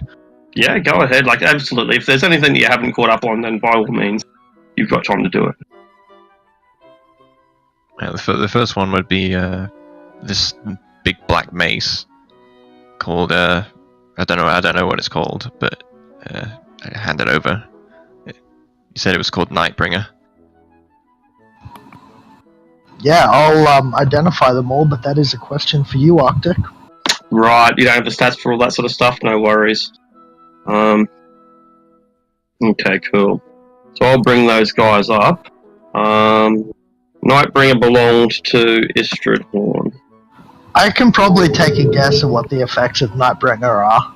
I have a guess. I think it is a mace that is... What's a mace damage die? 1d8? 1d6, I think. Yeah. I think it is a mace that does 1d6 damage, and things go dark if you're reduced to 0 hit points. Close. Sort of close. I think it's on hit blind or something. You got it. Yeah. The +1 more on a critical hit. There's a chance of being blinded. So it's not that useful, but it's pretty good. It's like a Zentarum favorite, isn't it? It is a Zentarum favorite. Yeah. It's also a holy symbol of Bane. Interesting. That's good to know. It's worth quite a bit by the looks of it. Mm-hmm. And you can sell it immediately if you wish for that. Is there a resale price then? There's not. RV is resale value. Market value and resale value. Before I probably won't sell it just yet, but before we leave, I'll also hold up this platinum key that I also took and point out the inscription and say V235. Does that mean anything to anyone? No. Which one of them did you take that off? I think that was Istrid that I took it off. But Correct. Sounds like a room number to a hotel or inn or some establishment. Istrid, she was the... Or maybe V for vault. You know. Yeah. Vault key. I'm not sure if safety deposit boxes exist, but that's what I'm assuming it's a key to. Something like that. Well, They do exist. She was their financier, wasn't she? It's possible. She was. I think she certainly had a lot of money on her, and I feel a little guilt. You would know. Guilt coming. You would definitely know Sanj without a doubt. She was the banker for that side of the Zentarum. Although she was a priestess, she was also a rather prominent banker. Yeah. Yeah, sure. Do you know what bank she went to? He would. Yeah. He would. Zentarum. Would they be they- Castellaneta Bank or? Yes, that's right. They tend to have their own reserves. Of course, they have their own reserves. But the Castellaneta Bank was the bank. Was the legal bank they associated with. Basically, they did their laundering through the castle. Maybe Zevram can disguise himself as her, and then go in, because he's like an actor and shit. Well, hold on. Is Istrid a human? A dwarf, a dark dwarf, a sun dwarf. I could certainly try, but I might be a bit taller than expected. You can cast disguise self, can't you? Well, yes, of course, but I can't change my height. You can't change your size category, but dwarves count as medium. All right. Yeah, you can become a foot shorter. I know you're having an out of character conversation here, but yeah. I don't know how to say that in character, but that's how the spell works. I think it's great that you don't look at size, Lucius. Oh, I definitely judge on size. Well, good to know. You just like smaller better than bigger. No, I clearly think Zevram's less of a man than the rest of us, but I mean, hey, why are we having this conversation? You brought it up. Alright, well, I could possibly look at this once I'm back. You're aware of the penalties for impersonating people, right? Yeah, I know the penalty. Yeah, which is why I'm suggesting Zevram does it, not me. Right. I know the code legal like the back of my hand. I knew that you did. Yeah. Yeah.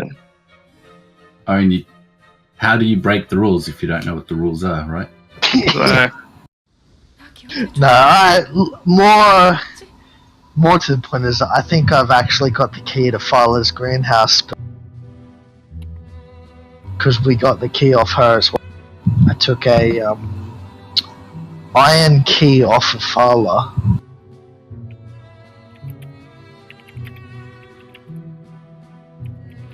I still feel so wrong about all of that. I mean, Ash will definitely walk over to her greenhouse and just say it's hers now. You give her that key and You made this? I made this. I made this. I've never heard that meme be so appropriate, actually. That's it right there. We'll keep an eye out to see what's happening with that property. If she puts it up for sale and leaves town. If she ever makes it out the pit alive. Well, you gave her a gold coin, so. Yeah, she's unconscious in the Underdark. It's unlikely that she's still alive, but possible. Mm-hmm. What happens to a building if all the owners go missing, Arctic? Government takes it. Yeah, Gets well, auctioned? same thing as Forged Trollskull, document. right? Saying it becomes ours.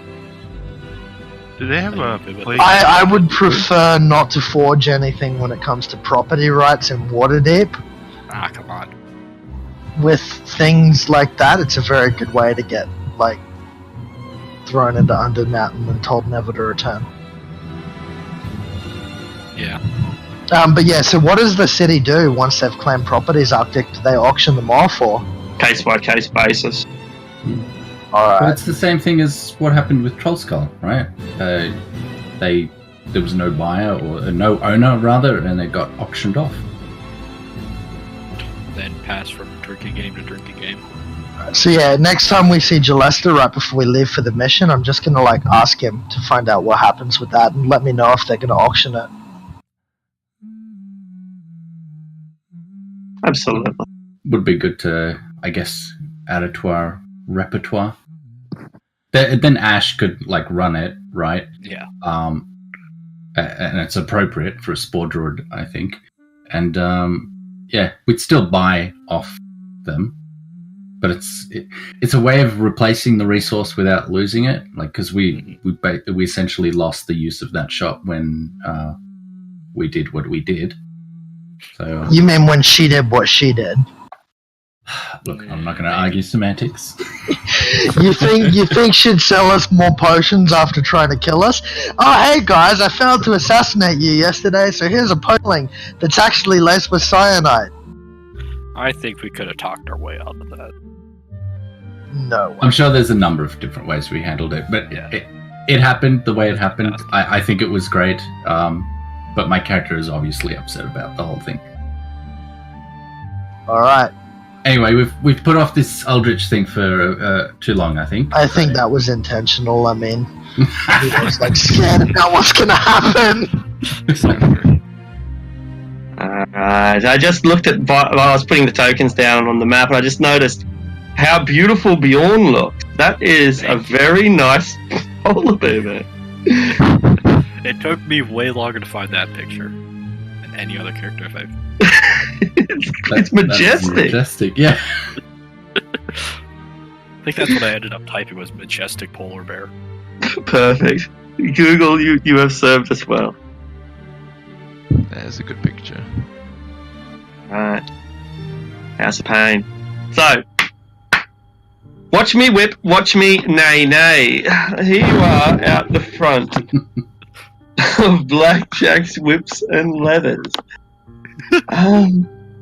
The clientele within there are rich people, mostly dressed exquisitely, while the people doing most of the serving are dressed in very little. And what they do have is leather boots, leather bras, leather pants, leather caps, leather masks, leather whips, leather cloaks. And they have a lot of style. Beautiful, supple black leathers and whites and other colours. A whole wide range of various boots and hats, crocodile skin shoes and the like. It's quite magnificent. In fact, if they have a sign there, it's only a small sign, but it says buying exotic skins and leathers. So anyway, there you go. Oh, I bristle at that. Ooh. Well, you would bristle even more if you were to know that Tabaxi skins are for sale somewhere else in the city, but not here. But that's a story for another time. So yeah, a customer service representative comes up to you. She's wearing a tight pair of pants and a small bosom piece, as well as a black bandit mask and a pair of cat ears. Meow. And black lipstick. You got I it. can't see. Yeah. She's wearing a mask. It's his little bandito mask. Little like exactly like cat. I check out her ears and like, are those real? Thank you for saying so, but no. And can I help you today? Yes, greetings. I am Payne Eldritch Gale. I am seeking the entrance to the House of Pain. You... just 1 minute. Can I get my manager, please? Sure. Eldritch, show your badge. You know that. Oh, for that God's thing. sakes. The badge. My holy symbol? Yes, but the thing that Laeral gave you to say I am supreme authority of blah blah blah. Oh, of course. You're with the cops? No. I am with the House of Pain. I am with the Church of Leviatar. Oh, you're Eldritch! She starts hyperventilating. Oh, right this way. She bows and bows again and takes you out the back, past the staff only area and past the manufacturing where they put the studs into the leather. Yeah, it's a real job. And out the back, down to, and she shows you, but she presumes that you know what you're doing. I mean, she's only worked part-time here anyway. She shows you the small staircase. It's only narrow, maybe 3 or 3.5 feet wide. The polar bear with us? Yeah, he's very uncomfortable. Really not liking this. The polar bear is like, you're kidding me, right? You're like, you're serious? Oh my god, adventuring. I hate adventuring. Squeeze that furry butt down there, or we'll... They sell oil here, so if you need to oil your polar bear, then you've come to the right place. There's no good choice here. You go in front and you get potentially crushed, or you go behind and you have to see what's behind. Exactly.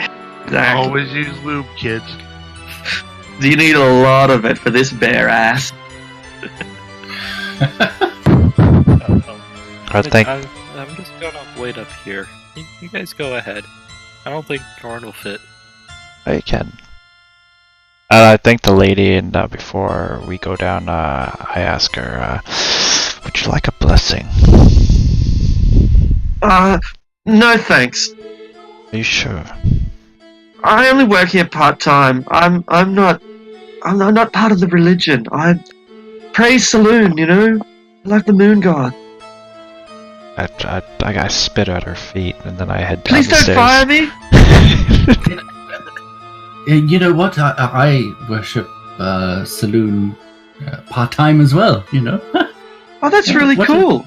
What are the chances, you know? Oh, it's amazing. Say, would you like to buy a belt? I don't really use belts, no. What kind of belt? Well, I think a belt would look smashing on you. Oh, here we have snake leather, deer. For the budget customer, we also have things a little more regular. Well, he doesn't spend money. Don't worry about it. I do spend. I'll have one of those whips, thank you. Yes, the one with the beads on the end. Absolutely, and so they sell you a whip that is double the price of the player's handbook one and functions just the same. See, I am not frugal at all. I just spend money all the time, willy-nilly, just that. You sir have a great deal of class and style. Sorry? Is he turning pale and like losing blood? He's certainly trembling, there's no doubt about that. I don't... Why do you buy stuff? I'm so confused. Don't you just take what you want? No, that's against the law. That's stealing. I mean, no one ever stops me. Well, perhaps they should. I think they're scared of me for some reason. I don't know why. You really don't need these possessions. As I'm riding on top of a polar bear. Confused why people are scared of me. Well, if you're waiting up here, then try not to get into any trouble while we're gone. Okay, I'll try.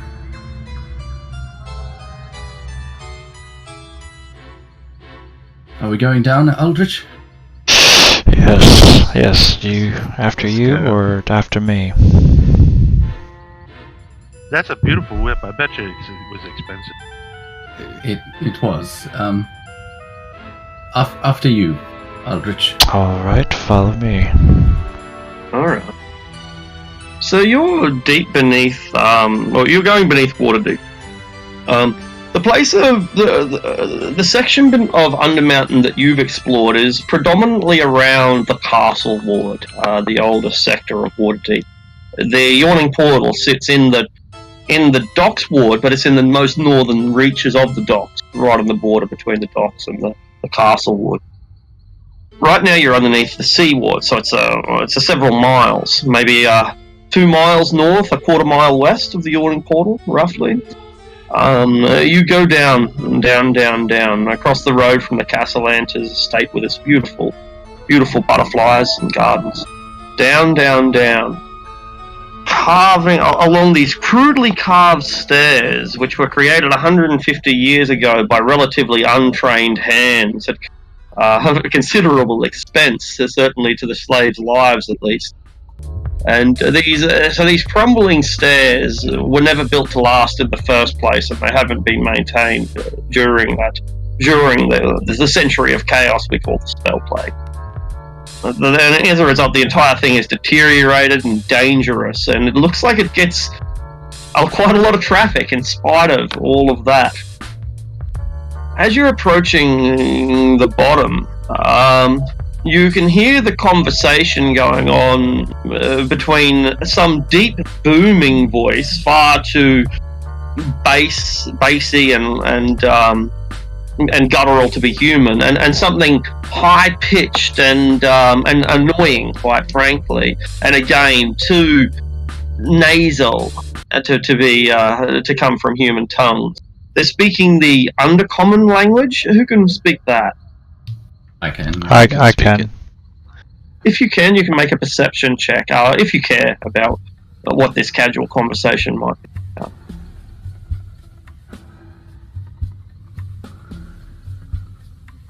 Yeah, you all Really? pick up on it. It's pretty good, eh? Pretty consistent. That is a good check. And it sounds like an ogre and a kobold having a conversation about work and about what they're going to do when they get off work, which is get drunk and do a lot of eating. So they have to have a conversation about this? Well, they talk and say, "Oh, I'm going to get so drunk when I get off work. Oh, I'm going to have a big pig. Oh, that sounds delicious. You like eggs? Oh, no, not really." I just interject. Egg is good for your coat, I say to the bugbear. You say this to down the corridor as you're coming down the stairs. Yeah. All right, and you find a pair of individuals, a kobold and an ogre, and they are dressed from head to toe in armor, scale mail. It looks like it's been fashioned in Waterdeep. It's relatively new, not that clean, but it's relatively new at least. And they wear tabards that are quite clearly the open holy symbols of Leviathan atop them. Each of them has a whip at their belt, but they're carrying a spear and their shield in their hands. Who goes there? Says the kobold, and the ogre, gets ready to stab you. I raise my hands up and say, "Greetings, I'm Payne Aldrich. I'm here to see the church. Perhaps you heard of me." And they look at each other. Who? High Priest of Leviathan. Sure, buddy.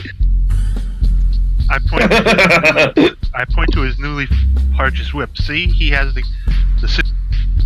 Make a persuasion check, Ariok, because that's a pretty good argument you've got there.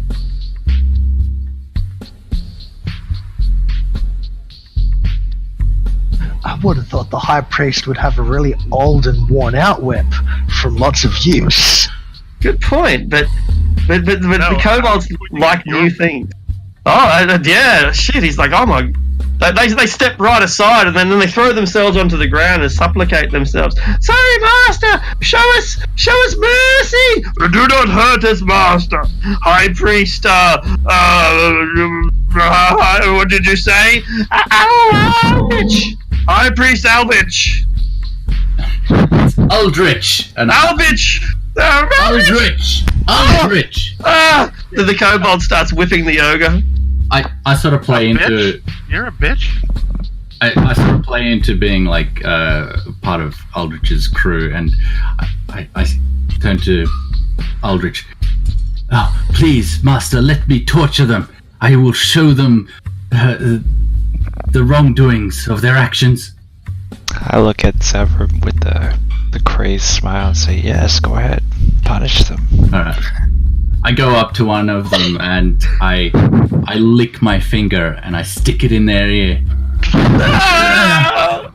Take that. Now you'll think twice about getting his name wrong. I immediately frown. What a terrible punishment. I consider going back up the stairs. What's going on down there, guys?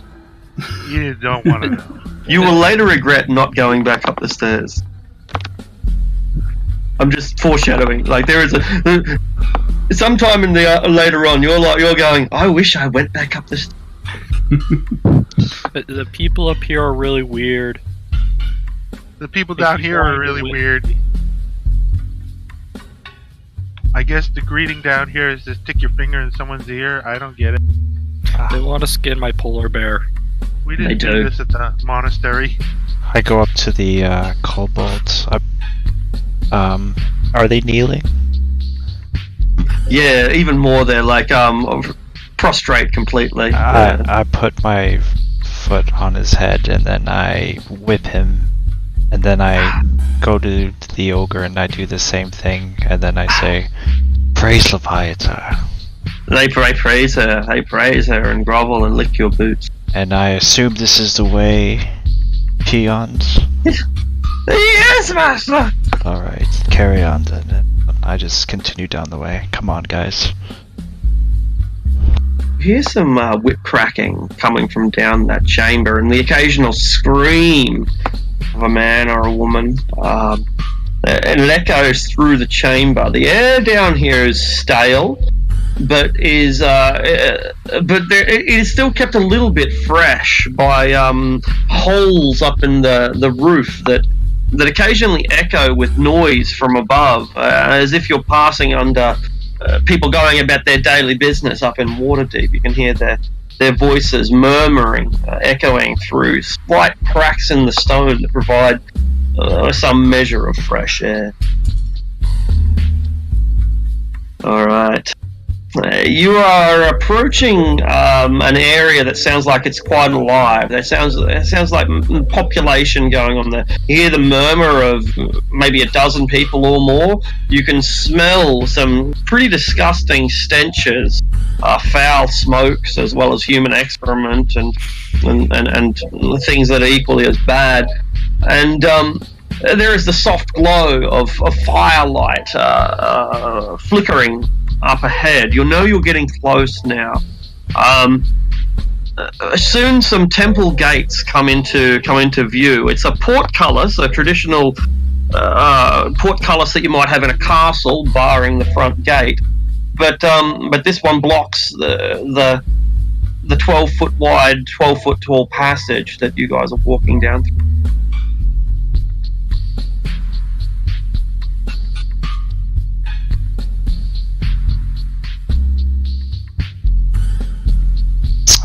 Still continue forward then.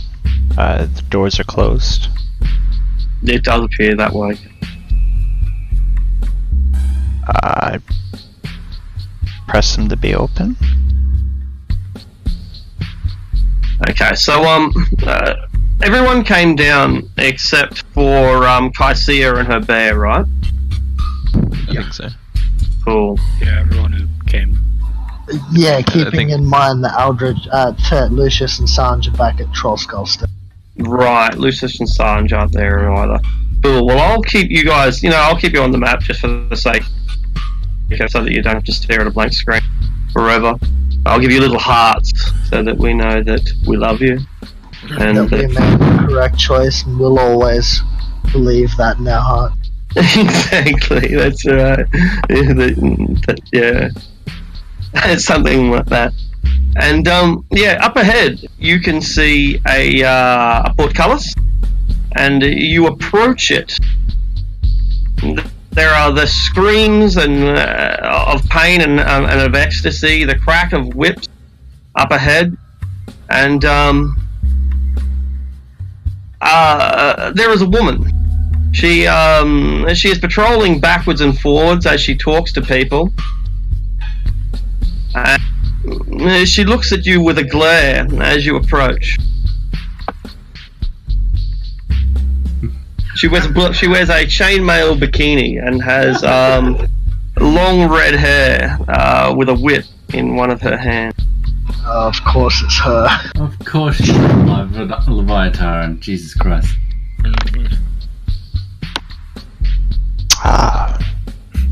Ruby, do you remember me? Oh, it seems that you come here at last. What took you so long? I've been quite busy managing a tavern and building a reputation being a hero. You know, it takes precedence. Well, you should come on in now. It is about time that you meet the High Priestess. Yes. These are my companions. Hello, everybody. My name is Ruby. Welcome. Watch your step, watch your tongue. Just nod, very I won't say confused by all this. I've seen the drow do a lot worse. Yes, hello. We're Boob here. We're new here. Welcome. This area is grotty and soiled with filth. And broken glass on the ground. There are beggars here and cheap hookers and masochists, people selling drugs and using them, drinking and smashing the bottles when they're done, openly copulating. It's pretty debauched, but I guess nothing can distract you so much from either the sound of whips cracking up ahead as some unfortunate soul lashed to a wooden frame. It takes further lashings from a woman clad in the sort of leathers that the attendants were wearing up in blackjacks up above. Or perhaps you're a little bit more distracted, disturbed even, by the sheer number of children that are here.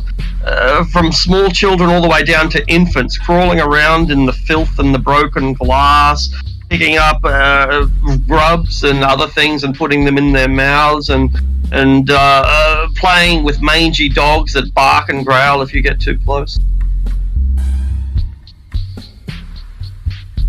I'm gonna take position in a corner, just sort of staying away from all of this. I have a look of ecstasy on my face. Like I just climbed like the tallest mountain and achieved something great. Couple of thugs are walking around and they keep an eye on you, but they don't. Sorry, you were saying? Oh, I'm just gonna continue to follow Ruby to the priestess. No worries, sorry. You were saying sorry, Kaisia, were you? No. No, it was me. Don't worry about it. Oh, it was? What, sorry? Yeah? Just, you need to seek professional help. On a major scale, Dungeons and Dragons is my professional help. Very unprofessional. Him. But really, come on, really. Anyway, and so here you are in this filthy domain with its filth-ridden people who seem to be here willingly. There's this feeling of inescapable poverty and enslavement and depravity that fills this filth-ridden den with its crawling centipedes and spiders and cockroaches. But the portcullis is open now, and there ain't no one running for the exit.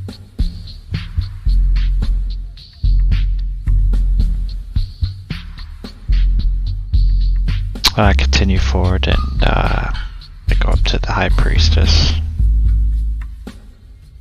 She stops whipping. Who are you? I kneel and I say, I am Payne Aldrich Gale, High Priest of Leviathan. It is an honor to be here. It is an honor to have you here. What can we do for you? You are a priest of... where have you come from? From the Waterdeep.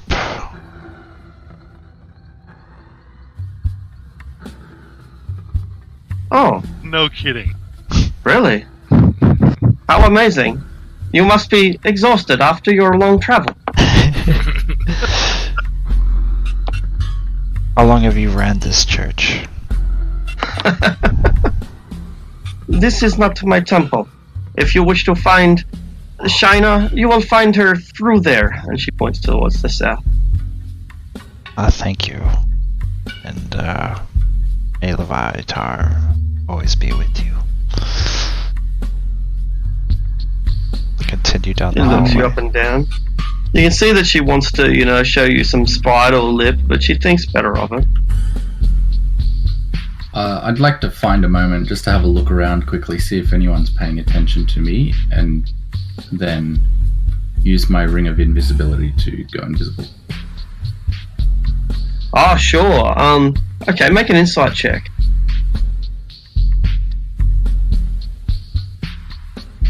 Yeah, beautiful. The only people that aren't truly bleary-eyed here are Ruby, the thugs, and the priestess, or the Scourge Maiden is her proper title, that we just interrogated. A couple of kids as well. So, in fact, the kids are probably the sharpest eyed of all. So there's nowhere that you'd be able to disappear where you can't be seen by either Ruby or the thugs or the 12 to 8-year-olds. So pick one of those. Well, yeah, I will pick the 12-year-olds. Alright, so you disappear in front of them and they gasp. And they're like, wow! He just turned invisible! Wow! I shush while I'm invisible and I drop a few coins in front of them. Oh, they pick up the coins, and as they start shifting through, this big burly human bloke missing a couple of teeth starts pushing the kids out of the way and taking the money. Well, none of my problem.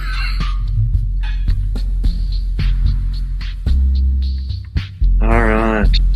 I just lean over to the female tabaxi and just mutter under my breath, I've seen drow slave pits that are better kept than this place. You have problems. I just kind of blink and say, fair enough. I myself, like a kid in a candy store, was too excited to notice Zevram disappearing. Yeah, you're in some kind of religious ecstasy, I imagine, right now. There are people just like me. I'm not a freak like my parents told me. Exactly, that's right. I can identify with people who have. Anyway, I'm not saying I'm any. As you go around the corner, you almost run, almost into some armed guards. These people must be 6'10", massive, clad in armor, and with huge glaives that they are carrying. They walk quite quietly for all their armaments, and you almost smash bang into them, and you see they are wearing the heraldry that you would instantly recognize as House Castellant.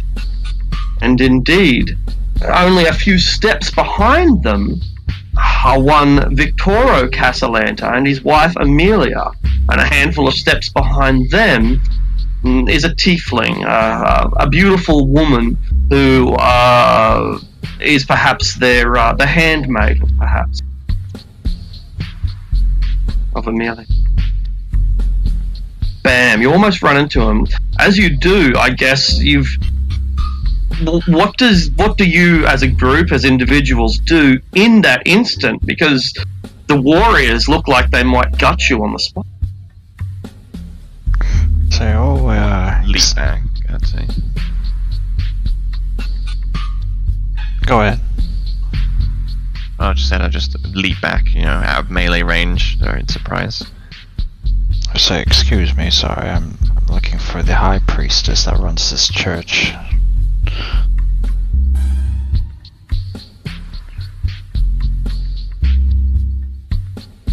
And the guards step out of the way under the instruction of their master. Come forward, says Victoro Casablanca.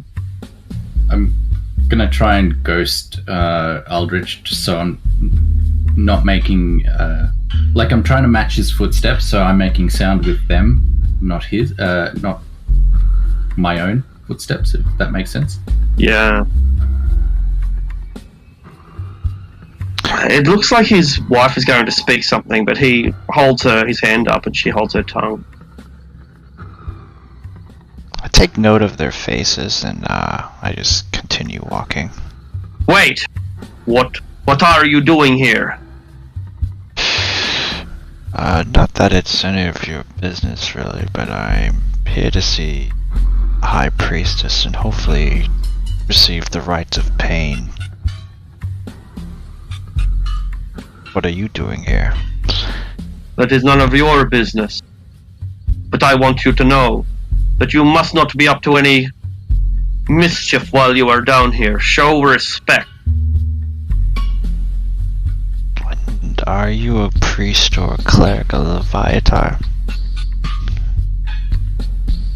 If we were but 100 feet above, I would have you thrown in prison for the rest of your life for being insolent enough to ask me questions.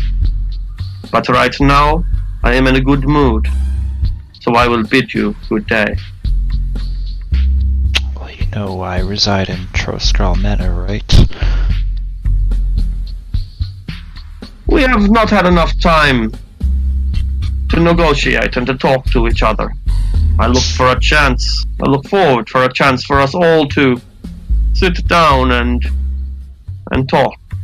Well, whenever you find your balls, you know where I live, and just continue walking. When I find my balls, they will be in your mouth. Man! This is a weird campaign. It's all Billy's fault. You joined at a weird time.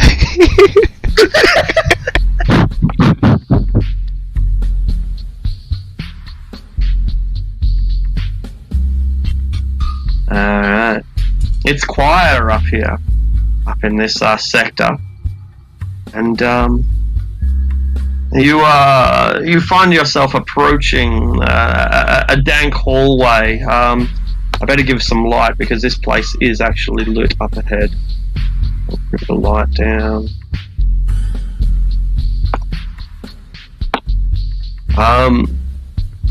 Yeah, sorry about this. Light source should do it. Okay, cool.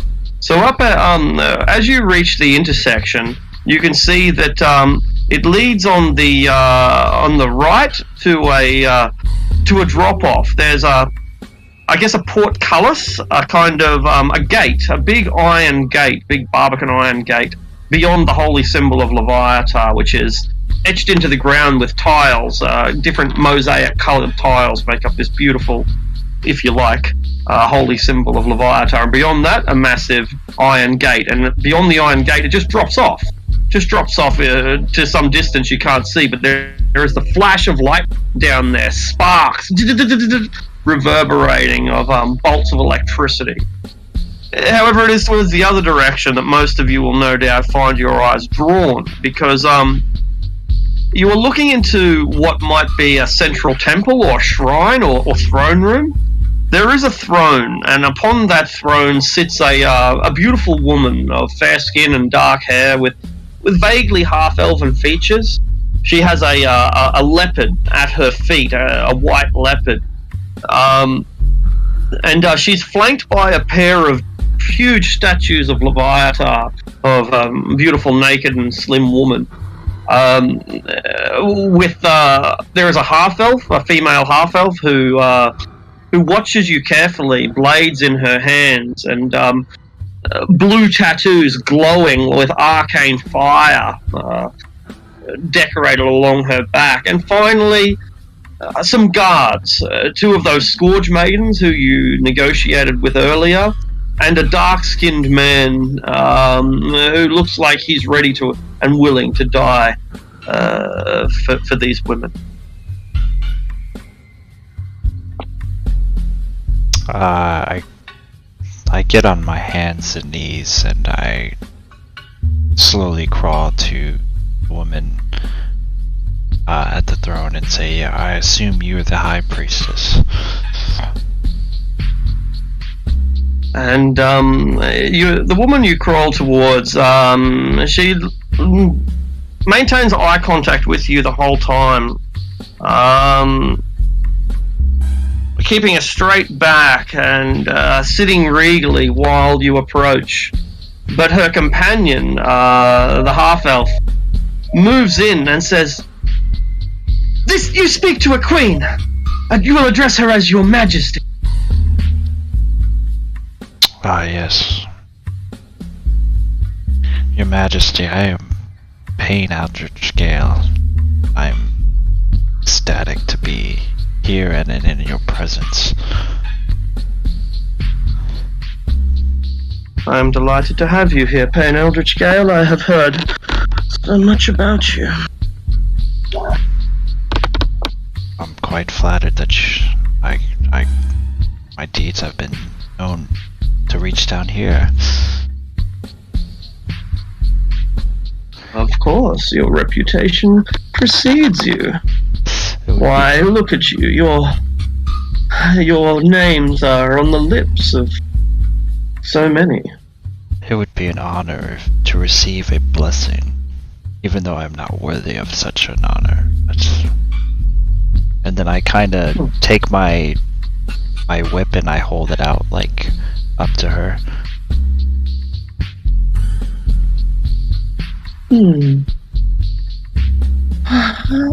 What have you done to deserve this? Pilgrimage alone can surely not be reason for me to dispense such holy effects upon you. I do nothing to deserve this, and I don't deserve anything, Viatar, as none of us do, but if I was wondering if you could not bless me, but at least have the rites of pain performed, I would be honored to have that ritual be performed on me. I still haven't earned my white rod from the Viatar.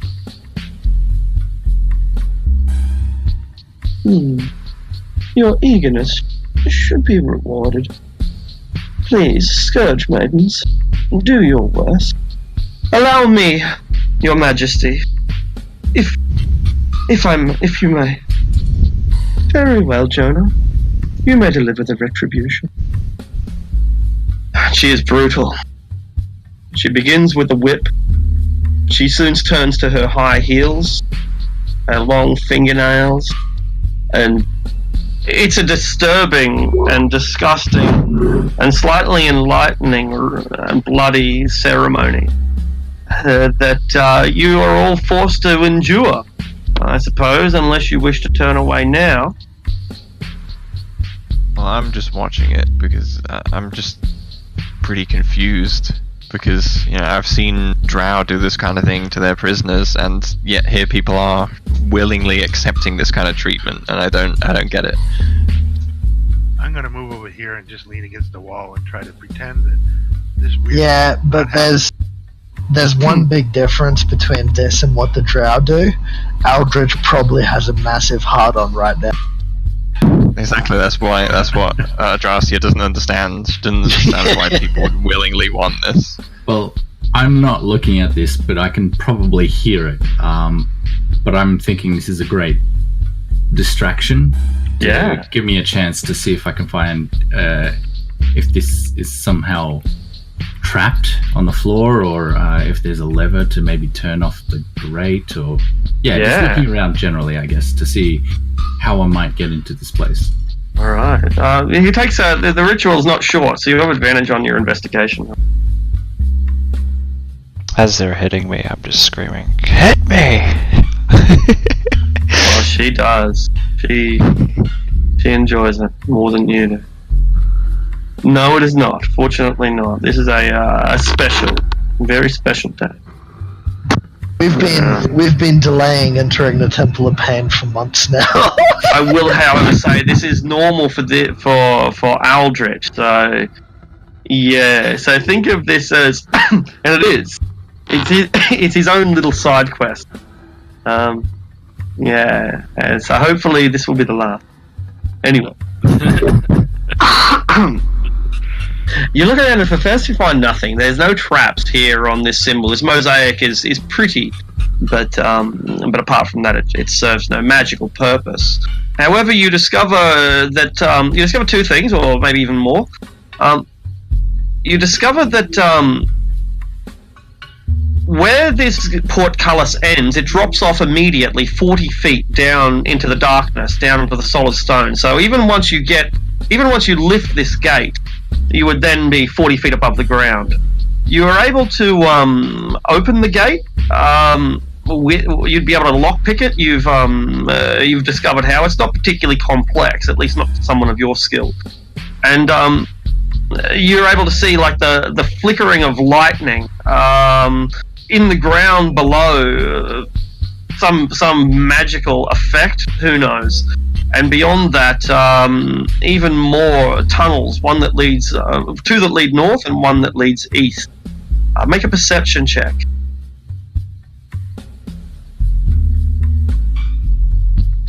And you hear screams and whimpers and cries and moans. You hear prayers.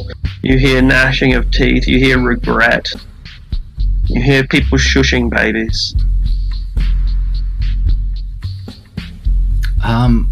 Well, I am going to attempt to open this gate, if I can.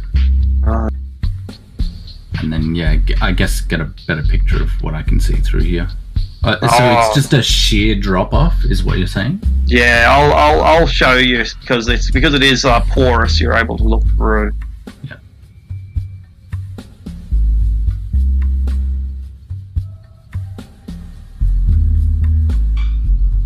Right, okay. Interesting. So if I'm able to get through there, I don't really have anything to stop myself from taking fall damage, I don't think.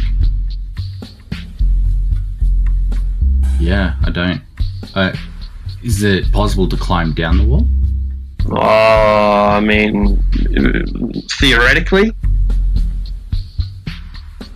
Right. I guess what I'm going to do is I'm going to take my dagger and I just want to throw it down towards this area here. Yeah, sure. It'll make a fair bit of noise, but go ahead. Yep. I'm just trying not to do anything that might reveal my invisibility at the moment, so that's the only option I have at the moment. So I'll throw down the dagger just to see if there's any reaction within the room. There's no reaction down there, but there is a reaction from back here. What was that noise? And she sends one of the Scourge Maidens to come and investigate. Okay. I'm going to press myself up against the wall. Make a stealth roll. You don't have advantage because she's being pretty thorough.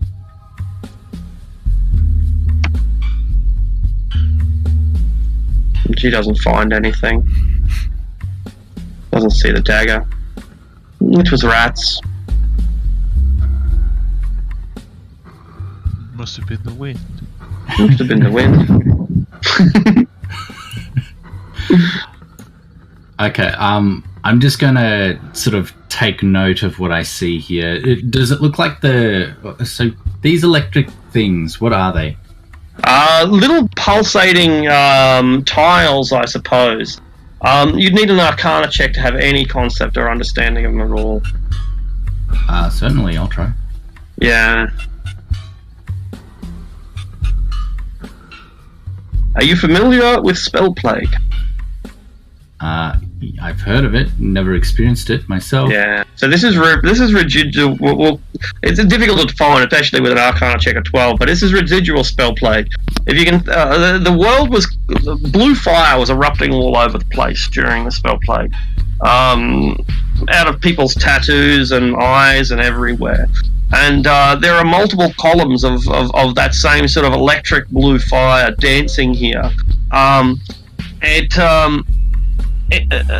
If you were a smarter wizard, you might be able to categorize it on some sort of metaphysical level, but as far as you can tell, it's Spell Plague, and that's maybe enough. It's not columns of it, it's like a little bursts of flame and electricity bubbling up out of the ground over a 5 foot by 5 foot square several times. There's 6 of them.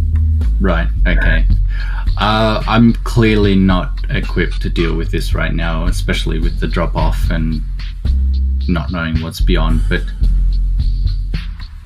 I have an idea of what I might do, but it's going to take me time to get something together. So for now, I will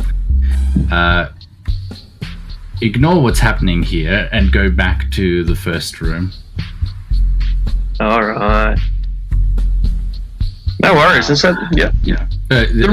Just to let you know what I'm doing is I'm going back to the first room. I'm going to find a moment to reveal myself somewhere, and then I'm just going to find the most drugged out person there and just sit next to them and pretend like I'm talking to them. They want money. How much money do they want? Since you're asking, they want gold. Since you know. He loves giving it away. I give them 2 gold coins to appease them. They really like you. They offer you some of their whiskey and spit.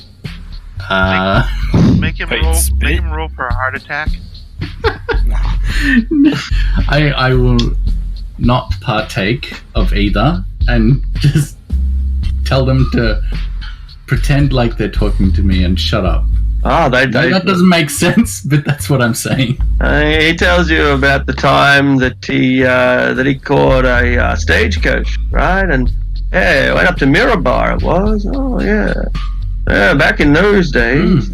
Yes, great story. And then what? Yes. It was Knowles. It was Knowles. Anyway, and so the ritual is finally complete as Aldrich gloriously loses consciousness from a high heel kick delivered with the toe to the side of his temple. Man. Oof. I'm smiling as all this is happening. You know, we didn't have to come down here if we wanted to get the shit kicked out of you. Good, just ask. Capable. Who else wishes to join the organization? Asked the so-called queen. I just don't respond. Just still watching over this room. The half-elf takes Aldrich's corpse up to you and dumps it in front of you. Corpse. I believe this belongs to you. I guess. To take it from her. No, I don't think so. He's still breathing, apparently. Well, he said corpse, so. Wow. I can fix that.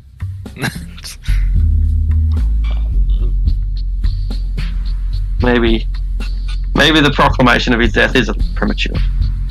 Maybe I should go back to the monastery. I don't think the city people are. The world is a weird place. I think I'll go back to the monastery. So am I knocked out? You are for now, unless one of these guys, want to do something about it. And they're probably happy to leave you in an unconscious state, I imagine. I'll kneel down beside him and return the favor. He used cure wounds on me earlier when I took a bucket to the noggin. So I'm gonna cast cure wounds on him. Welcome back to the land of the living. Yeah, with a second level spell slot. I stand up and I stretch my arms out and I smile with bloodshot eyes and I give Adrest a big hug and say, I am the happiest man right now. Did you join in the ritual? I just awkwardly return the hug and then pull away. No, I didn't participate myself. And I just say out of the side of my face, "You're the weirdest man." I start walking out. Alright, do we leave the temple behind?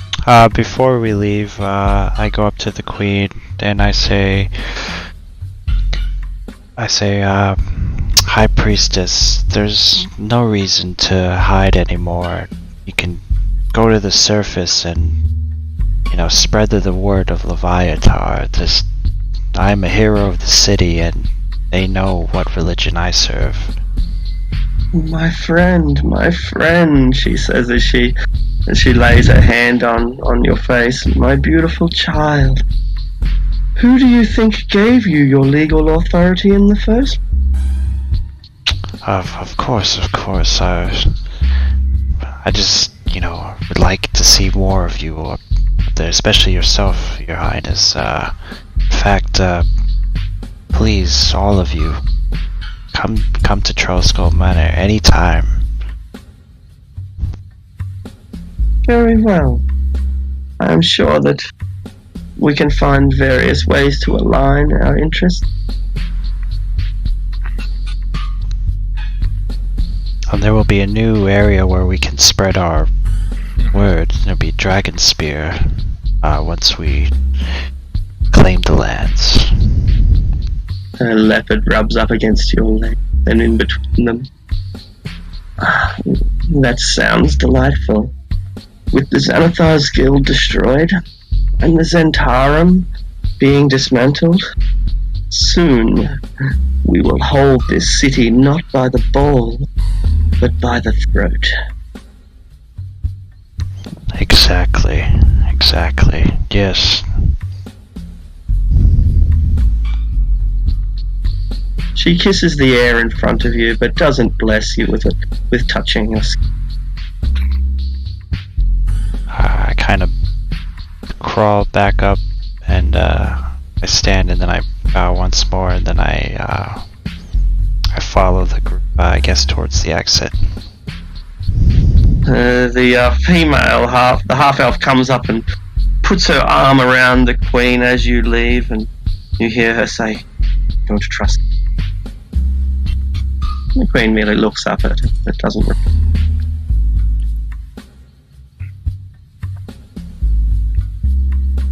We're a very chaotic and grey party.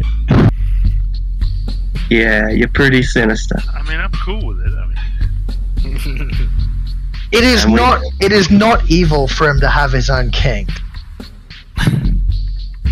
No, I was thinking, have Waterdeep by the throat. Yes, but That's something that we weren't even out of character. We hadn't heard about previously. We'll see. And we didn't hear that conversation either, so no character would know what they were just talking about then. But isn't Aldrich lawful evil? Yeah. Aldrich is not the party. The party is not evil. Aldrich is evil. I think it's entirely possible for him to pursue his character's goals while still aligning with the party. There's no reason that one needs to take precedence. Oh, certainly. Although I do believe I figured out what's going to be happening later level.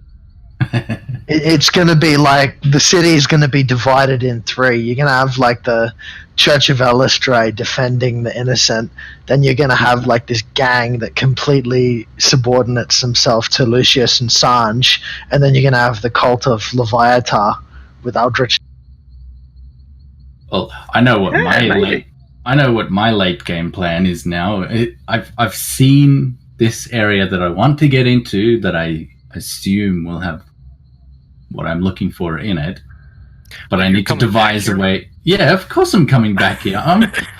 I repay my debts. All right. Yeah, before you joined the Yeah. group, when a couple of characters like got fucking mind blasted and killed, he made a deal with the Temple of Helm without Aldrich knowing about stealing something from the Temple of Leviathan. Yeah, no, I heard about that. I mean, you tell Lucius and Sanj that there's spell plague fire down there, and I'm sure that'll get some curiosity going. Yeah, I'm gonna devise a plan, and I'm gonna see how I can introduce it to you guys. Maybe. That night, Zevram, although we're not necessarily skipping ahead, we might be, we might not, but that night, Zevram, do you say any prayers or oaths or perhaps write it in your little dear diary? Is there any? Do you tell the universe about your plan? I guess since I'm still I guess seeing what transpired down there, I'm having a bit of a crisis moment myself, much like Adraste. And I am thinking, oh, Jesus Christ, I'm so thankful to have the things that I have and that I'm not part of some evil cult like the Leviathan. And so I might be, saying a short prayer to Saloon and Ilistri to, help guide me in my future endeavors, and hope that I don't alienate Aldrich, although he does a good job of doing that himself, by going through with these plans. Ah, so that's not quite an oath then, is it? It's more of a series of steps under certain conditions. Well, no, I'm going through with it. I do plan to fulfill my promise to the Temple of Helm, but I'm sort of asking for guidance from my two matrons that this is the right path. All right, and you look to the gods for some sort of guidance, and you look to the moon and wonder, and you're praying, and why won't the gods speak to you? Why won't they give you a sign? Why won't they give you a message? And now there's someone knocking at your door, interrupting you. Who is it? Oh, it's Adrastia. Oh, why won't the gods send me a sign? And now I've got my housemate bothering me. Oh, Adrastia, you kind of feel, complicated by this whole thing. There's a great deal of peace in your soul thanks to your recent discovery of Illustre, but like, you're in bed with these terrible people. Like, Yeah. but Zevram, he's a nice kid, right? Maybe if you go and talk to him, maybe he can kind of understand.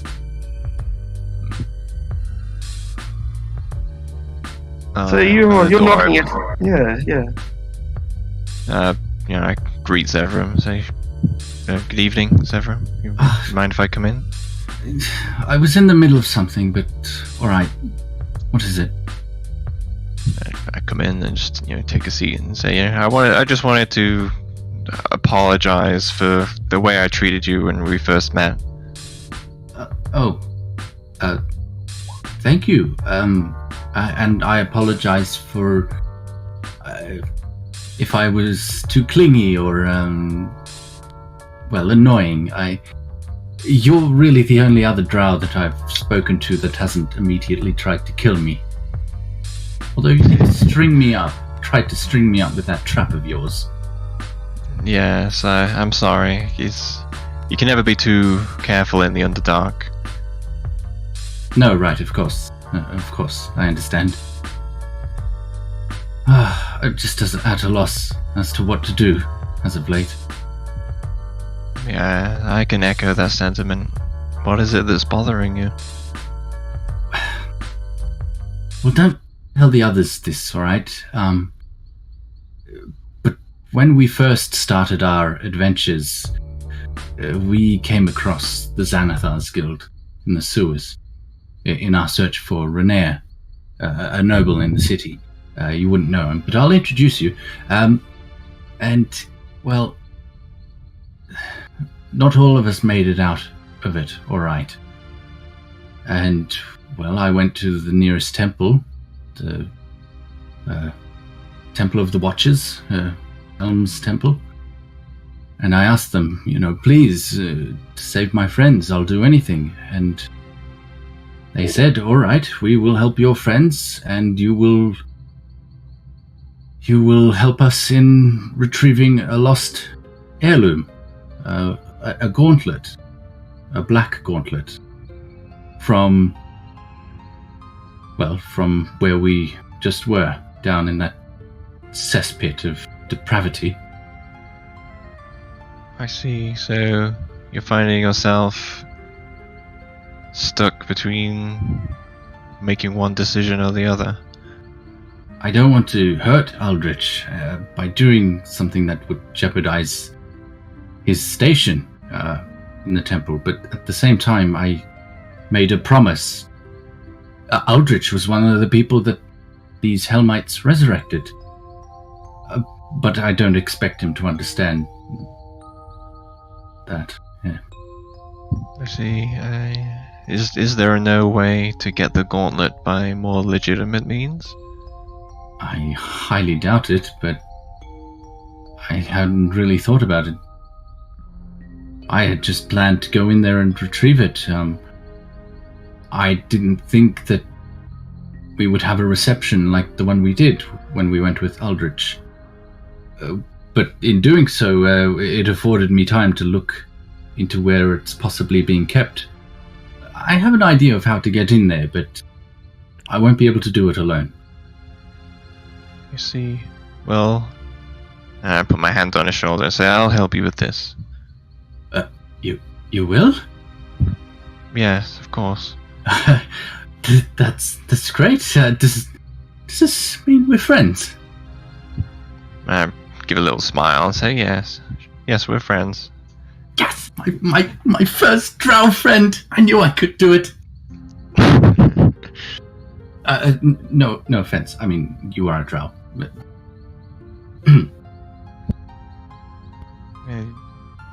You may only be half, but I apologize for what I said before. If you feel the pride of the drow in your heart, then I suppose it doesn't matter if you're only half. You could still be considered a drow. Thank you. I'm not entirely sure what that means. What it means to be a drow, but I'm hoping that I can find out about my family and find out more about where I came from. Yeah, perhaps I could help with that later. Any help you can give me is appreciated. Thank you, Adrastir. There's no problem. I stand up and bow a little. With PvP coming on, yes, and...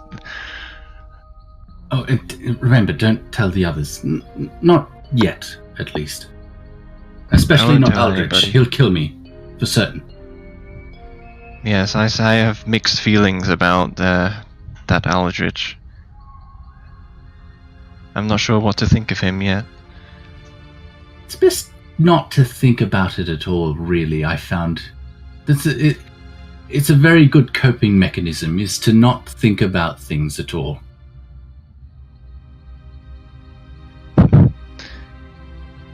I don't know about that. You can only squash your demons for so long. Sooner or later, you have to confront them. Right, but we'll confront them together, right? Yes, you made a very noble choice, choosing to make promises to bring people back that I suppose you cared about. I can see how much it pains you to be forced into the situation now where you must betray Aldrich, the very person who you made this promise to bring back, among others. And so, when we get the opportunity to steal this item that you're after, if it comes down to it, you may place the blame upon me. I have no personal connection to Aldrich. I could never throw you to the wolves like that. But I appreciate the sentiment, nonetheless. Nod. And say, well, I hope you feel more at ease now. Yes. I'm going to get I some think sleep. I do. I just wish literally would show me some sort of sign. Ugh. Listray, yes. I've discovered her recently myself, and it has improved my life for the better. Oh, that's great. I don't know much about her, but I can teach you her ways. I know that they like dancing, and getting naked, and that's as far as I've gotten. I give a little chuckle, having seen that firsthand myself. But yes, that's very true. Well, good night. I'll see you tomorrow. Good Wave night. and leave. Sleep tight. Don't let the big bugs bite. Don't let the drow stab you in the back and crush your house at night. Yeah. However the old saying goes. What do we do with those keys that we've got? Vala's iron key and the V235 key, obviously. I'm I'm very holding on curious what it to. does. I'm holding on to Fala's key, curious to see if she even dares go back to the place after she tried to kill us. In the 10 days back, there's no sign that the building has been reopened. After the second day, or maybe after several days, yeah, there's there's still no sign that anyone was. Yeah, I'd probably just ask if anybody knows what this key would unlock. Like within the park. Like we discussed earlier, it's probably a vault key for like a lockbox or something. I see. Would anybody know luck, where okay. you could find something like that? Probably the Castellanta Bank. We're Yeah, about to we plan a discussed heist. this earlier. Oh, robbing the Castellana Bank. Oh, actually, that sounds really... Taking out a withdrawal under somebody else's name who's deceased without having permission to do so. Very illegal. Because that's straight Right. execution. I'll just took the key away then. I'm not willing to risk something like that.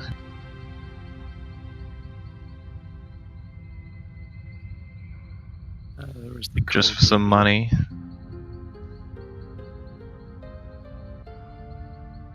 Yeah, I'll just keep the key safe in case it happens to be useful at some point in the future. I Cool, mean, cool. it's not just some money, because it's probably lots of money. I did have a question about something Arctic. Yeah, The Astrid or Istrid. yeah. How long would I have heard her talking, if at all, during I that ca- encounter? Can't really remember. I think the count lasted like 3 rounds. Right. So not very long at all. I don't think so. The reason I ask is because of my actor feat. Yeah. I need to have heard someone for a minute straight to be able to impersonate them. Has she Yeah. been in the yawning portal at all? No, that's Devil's job. She deals with the nobility in that. I think that's the first time all of us saw her. Pretty sure, yeah. I don't think she's been a part of it before that. No. Shame. Although I am concerned about fucking Castellantas in the Temple of Pain. Why is that? I forgot to mention something. It's down low on my notes, and so it's easy for me to miss. And the guards, with their halberds, they were carrying a chest in between them. Right. Like one hand on their halberd, and one hand on each chest. And when they bumped into you, they put the chest down on the ground. It was big enough that that they had to carry it between them. But Would we have heard its contents, if at all? Like it a sounded empty. Body screaming inside there. Oh, empty. Okay. Sounded. Okay.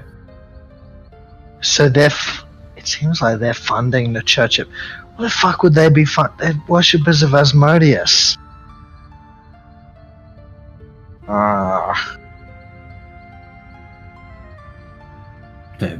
It's something we'll have to investigate, I think. Is Asmodeus really that different than the Viator? Yes. Okay. They have the same alignment. Actually, Asmodeus is he's not just a devil, he is currently a god. He's been a god for like 120 years now, so most people know about it. He's like a god of indulgence and stuff. He's actually not that far off from Leviathan. Oh, that's fucking not good. I mean, Zevran would have told you that I saw the Castellantas, because we've had a brief dealing with them, I believe. We've never met them firsthand, but we've had some significant interactions with their guards and the like. Right, okay. Like, remember when we chased down a Castellanta wagon with a rooftop chase of devils and fucking all that to get the stone and the gold and everything? Right, So, but Castellanta appearance is probably more significant to Lucius, Zevram, and Aldrich than anyone else, but... I would have recognized them though, right? I think they're pretty prominent figures in the city. Yeah, it's like knowing, various important members of parliament. Yeah. That's David Hasselhoff. Sort of, yeah.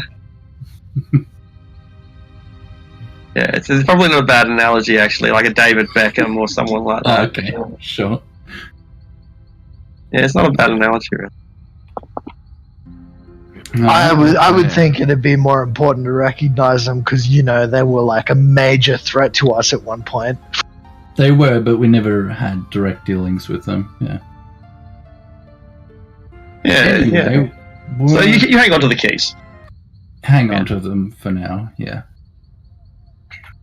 10 days have passed. Waterdeep is continuing, life goes on. Summer has well and truly ended. Comes up to summer is autumn, right? So we must be halfway through autumn. We must be just about coming up to winter by now. This campaign's been going for a while, I think. So it wouldn't be winter yet, but I sort of stopped keeping track, unfortunately. Like, I was going to continue my journal entries, but I just had a lot going on, so I just forgot to write in it. I might continue it at some point, but we left off on the 3rd of Marpanoth, and that was a while ago now. So I don't even know what that means. So, like, Marpanoth is like the October. Yeah. The specific, and that's Northern Hemisphere October. So, yeah. The specific days aren't really as important anymore because we finished Dragonheim. It's probably been 15 to 25 days since then. I'd say so, yeah. At least. So, what do you guys think? Is it the middle of autumn? Is that what you think? End of autumn? End of autumn. We'll go at the end of autumn. It's coming into winter. We haven't seen any snowflakes yet, but... Yeah. Do you think not quite that long? I don't know, I mean... It's not uncommon for us to go 1 or 2 sessions between long rests, and then sometimes we'll have 2 long rests in 1 session, so... Yeah. So we'll call it the end. Keep in mind, though, we've taken a 10-day here and there. Yeah, true. Probably since then. Winter is probably a good call. Yeah, it's like the equivalent of being at the very end of November. Okay, cool. So the snows haven't started falling yet, but the cold winds are blowing in off the harbour, and you hear people talking about how the harbour might freeze over this year, like it did half a dozen years ago. And the seasons are changing. The harvests come in. There's lots to eat, and prices briefly drop, and this is all that happens over the 10 days. But the word gets around about the problems in the tradeway, about the problems happening at Boreskia Bridge, and the threats that people going past Dragonspear Castle always do face, trolls from the Evermoors and all the rest of it. And yeah, life goes on in Waterdeep. 10 days passes. All right. So, we've waited a while for you guys now. Are you ready to go? Well, now we just make the preparations for this trip. So, Arctic, out of the missions you linked, are we just doing one at a time, or is it possible for us to follow up on a second one afterwards? Yeah. Well, before you leave, you get a bit of a briefing from Laeral Silverhand herself. So it's in there that the missions have basically been blended into. Alright, wonderful. And I also would like to ask her the matter about Dragon Spear. Yeah, beautiful. Alright. No, something. Alright. So, you meet with Laeral Silverhand, the Open Lord of Waterdeep. I wouldn't say she's your personal friend. You have a relationship with the Blackstaff that's fairly close. Your friendship with Laeral Silverhand is perhaps a little bit more distant, a little bit more professional. She can't be friends with everyone. Anyway, this time you're meeting with her without the Blackstaff. It's just you and her. And you're speaking to her in an office that you've never been before, one of marble and of flowing water fountains and of elemental fire providing the illumination. One of the workhouses that Peregrine, Open Lord of Waterdeep, created for himself more than a century ago. After getting your account of the dragon slaying and, of course, commending you on the various achievements that you've already undertaken, and meeting those of you who are new and whom she has absolutely no dealings with whatsoever, she begins discussing the various problems. As you know, there's a dragon threatening people building the bridge at Bereskia Bridge. She wants someone to, well, hopefully kill the dragon, but at the very least just defend the reconstruction of the bridge if that's possible. But while doing that, she also points out, she asks a couple of things. First of all, she wants to know what relationship the Red Wizards have to all of this. She mentions the crossing of a great Zentarum army coming across the High Moor. And she also discusses, in a little more intimate quest, where she asks that you send, that you accompany an ambassador south. So, because we are, running out of time, and I want to get this scene done, that's the reason why I've rushed through this. And obviously you're going to want to know about these things, though. And so I'll now answer any questions you've got about them. I just wanted to lay them all on the table. She puts them all out on the table, says these are the problems. You are the people that I trust to take care of them. Yeah, I feel like the briefings are pretty well laid out. Good. The main ones we're taking interest in is escorting the ambassador, because we're heading in that direction anyway. And then the Black Legion one, investigating the Zentarum, will also be real good for us after we've done the Dragon one, because immunity from taxes and tariffs is going to help when setting up a territory. But yeah, on the matter of lands, I want to ask her about the Dragonspear Castle, because if we're going to set up lands close by, it's going to be necessary for us to eventually try and subjugate whatever's in there, otherwise it could be a constant threat to the lands. And if we do eventually do that, would the Lord's Alliance recognize us as the Lords of Dragonspear Castle? Yes. I feel it is within my personal authority to grant this to you. My reach, of course, extends no further than the field ward, but I have confidence that I will be able to see to it that this land is designated to you, to the people who conquer Dragonspear Castle. But you understand, in the past, it has required the armies of 2 cities to take that castle. And in such a circumstance, you can hardly expect the reward to be given to yourself. What I am saying is it is too big a task for you alone, and yet if you ask for allies, then you will find it carved up by someone else. You may have a greater claim than any of your noble blood with your action, but it is valuable land, and if you do not do it alone, which you cannot possibly achieve, then everyone else will want it just like you do. Oh, we can wait and see. This is not something we're planning on rushing towards, and I'll kind of glance over at Sanj and then go, but I'm sure you're capable of what number of wizards you're well aware of what a number of wizards are capable to do given time and effort. Well, you have my backing, at least. Assuming, of course, that you are successful in your ventures.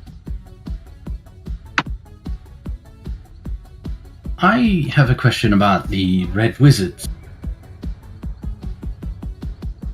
Very well, I'll do the best I'll answer, but you may be better off interrogating them yourself direct. We have one in prison, you know. Oh, well, this is more a question of what kind of mission this is.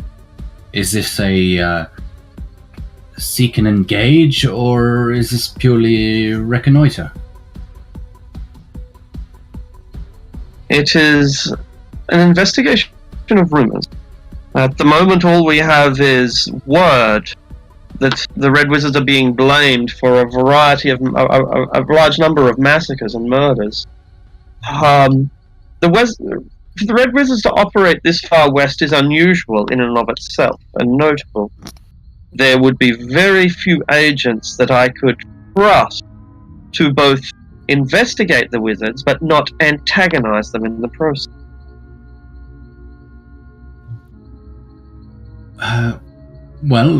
Has your captive given you any information?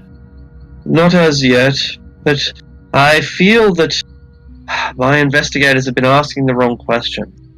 Resources are tight, they are telling me. Resources are tight. They cannot spare their zones of truth and everything, and other spells for every criminal. They have gotten what they can out of him, but it is sadly not enough for me. I feel that he is holding something back. I could perhaps question him for you, but I would require the use of a tailor to outfit me in their regalia. I can understand why you might need a costume. I shall authorize it. Excellent. Well, once it's ready, then I'll be able to question him and hopefully get some answers about what these Red Wizards are up to. She scribbles out a check for, a bank order for 250 gold pieces. Damn. Get some gold filigree robes. Oh, government, man. They got no idea how much things are worth. I love the bureaucracy.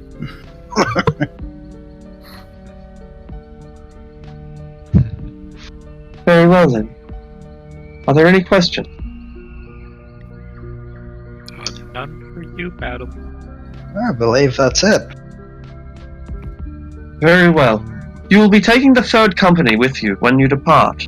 You will be leaving them in Daggerford. The third company are Waterdeep's own guard, but they are a patrolling unit, and as part of our alliance with Daggerford, we have decided to station a legion, a company there. A whole company? How many people is that? I'm actually not sure. Okay. It's at least 2 and no more than 20. I think it's 100 actually. I'm pretty sure it's Yeah, it's... Oh damn! I thought a Yeah. battalion was like 100. Okay, never mind. No. Battalion's like 1,000. Yeah, easily. At Yeah, like the minimum. yeah. Yes, I'm almost certain this is 100 soldiers that they give. That she wants you to escort to Dagger. Wait, we have to escort soldiers? And an ambassador. What kind The of ambassador, sorry, that was a question. What kind of soldiers are they? They need an escort. I think the soldiers are there to escort the ambassador, but we're there as backup. Yeah, that's pretty much it. Yeah, the ambassador, a guy named Ran Estado, refuses to travel by magic. He actually hates magic as a concept and wishes that the world didn't have any magic at all. And so as part of he's the sort of guy that loves prestige, though. He loves to be seen, and in order to increase his own prestige among his other lords, he's wrangled Laeral Silverhand into giving him both an adventuring party and 100 soldiers to escort him. Again, government so inefficient. But that's the demands he's making, and if they don't give in to this demands, then his little town of Scornuvel is going to be, causing problems way outside of its proportion compared to its importance. So whatever. The diplomatic costs of keeping a Lord's alliance together. Mind you, that if you have a look at the map, the guards are only going to Daggerfoot. The soldiers are only going to Daggerfoot. We're taking him all the way down to Borskir Bridge. And he's going on further there. At Borskir Bridge, he'll meet with some paladins from Eltergard, and those paladins will then take him on to Scornuvel. Eltergard or Elturel? I think Elturel is the capital of Eltergard. Oh, okay. Yeah, Eltergard's paladin country. Yeah, it's had a huge cultural change over the past 100 years. Cool. So that's us. Yep, so that's it. Want to investigate? Want to interrogate the wizard? Sure. If we have time for that, I will use the banknote to obviously outfit myself in red Thayan robes, or at least as close as they can get to it, I guess. I don't think they have any holographic pictures on it that, authenticate them or something. So, I will cast disguise self on myself and make myself look like a elderly bald man with black tattoos on his skull. Make your deception and performance check.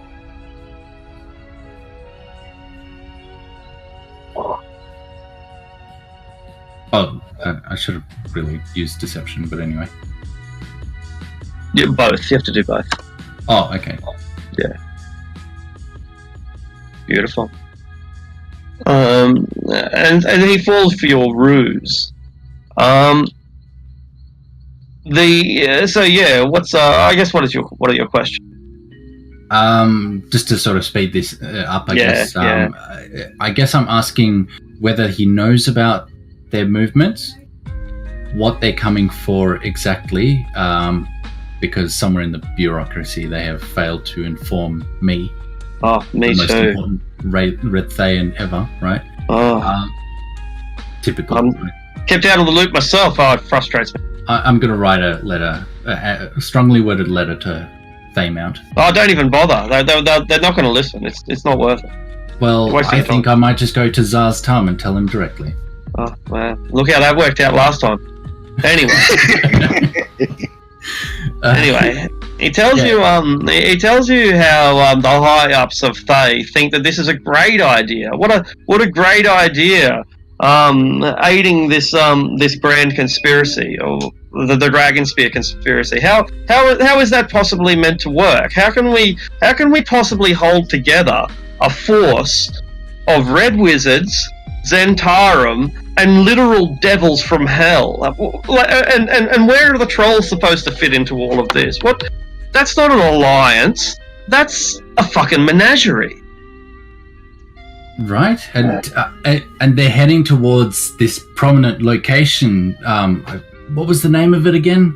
Dragonspear Castle. Dragonspear, yes, that's right. They're crossing the High Moors. An army of Zentarum. But they haven't reached it yet.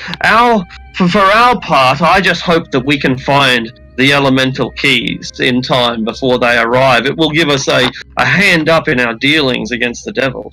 Yes. I'd hate to have the pit fiend dominate everything. Sorry. The elemental keys, of which there are 5. 4, one for each of the elements. The key. Yes, 4.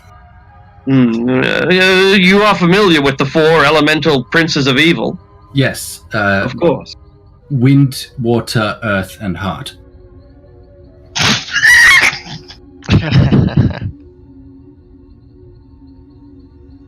He casts, like, dispel magic. He casts it while he's in prison. No, he doesn't. No. He stops believing you. And yeah, you get no more out of him. Yeah. I thank him for his time, and I disrobe, and I give him my robes as a pillow to which he can lean on. He hangs himself with.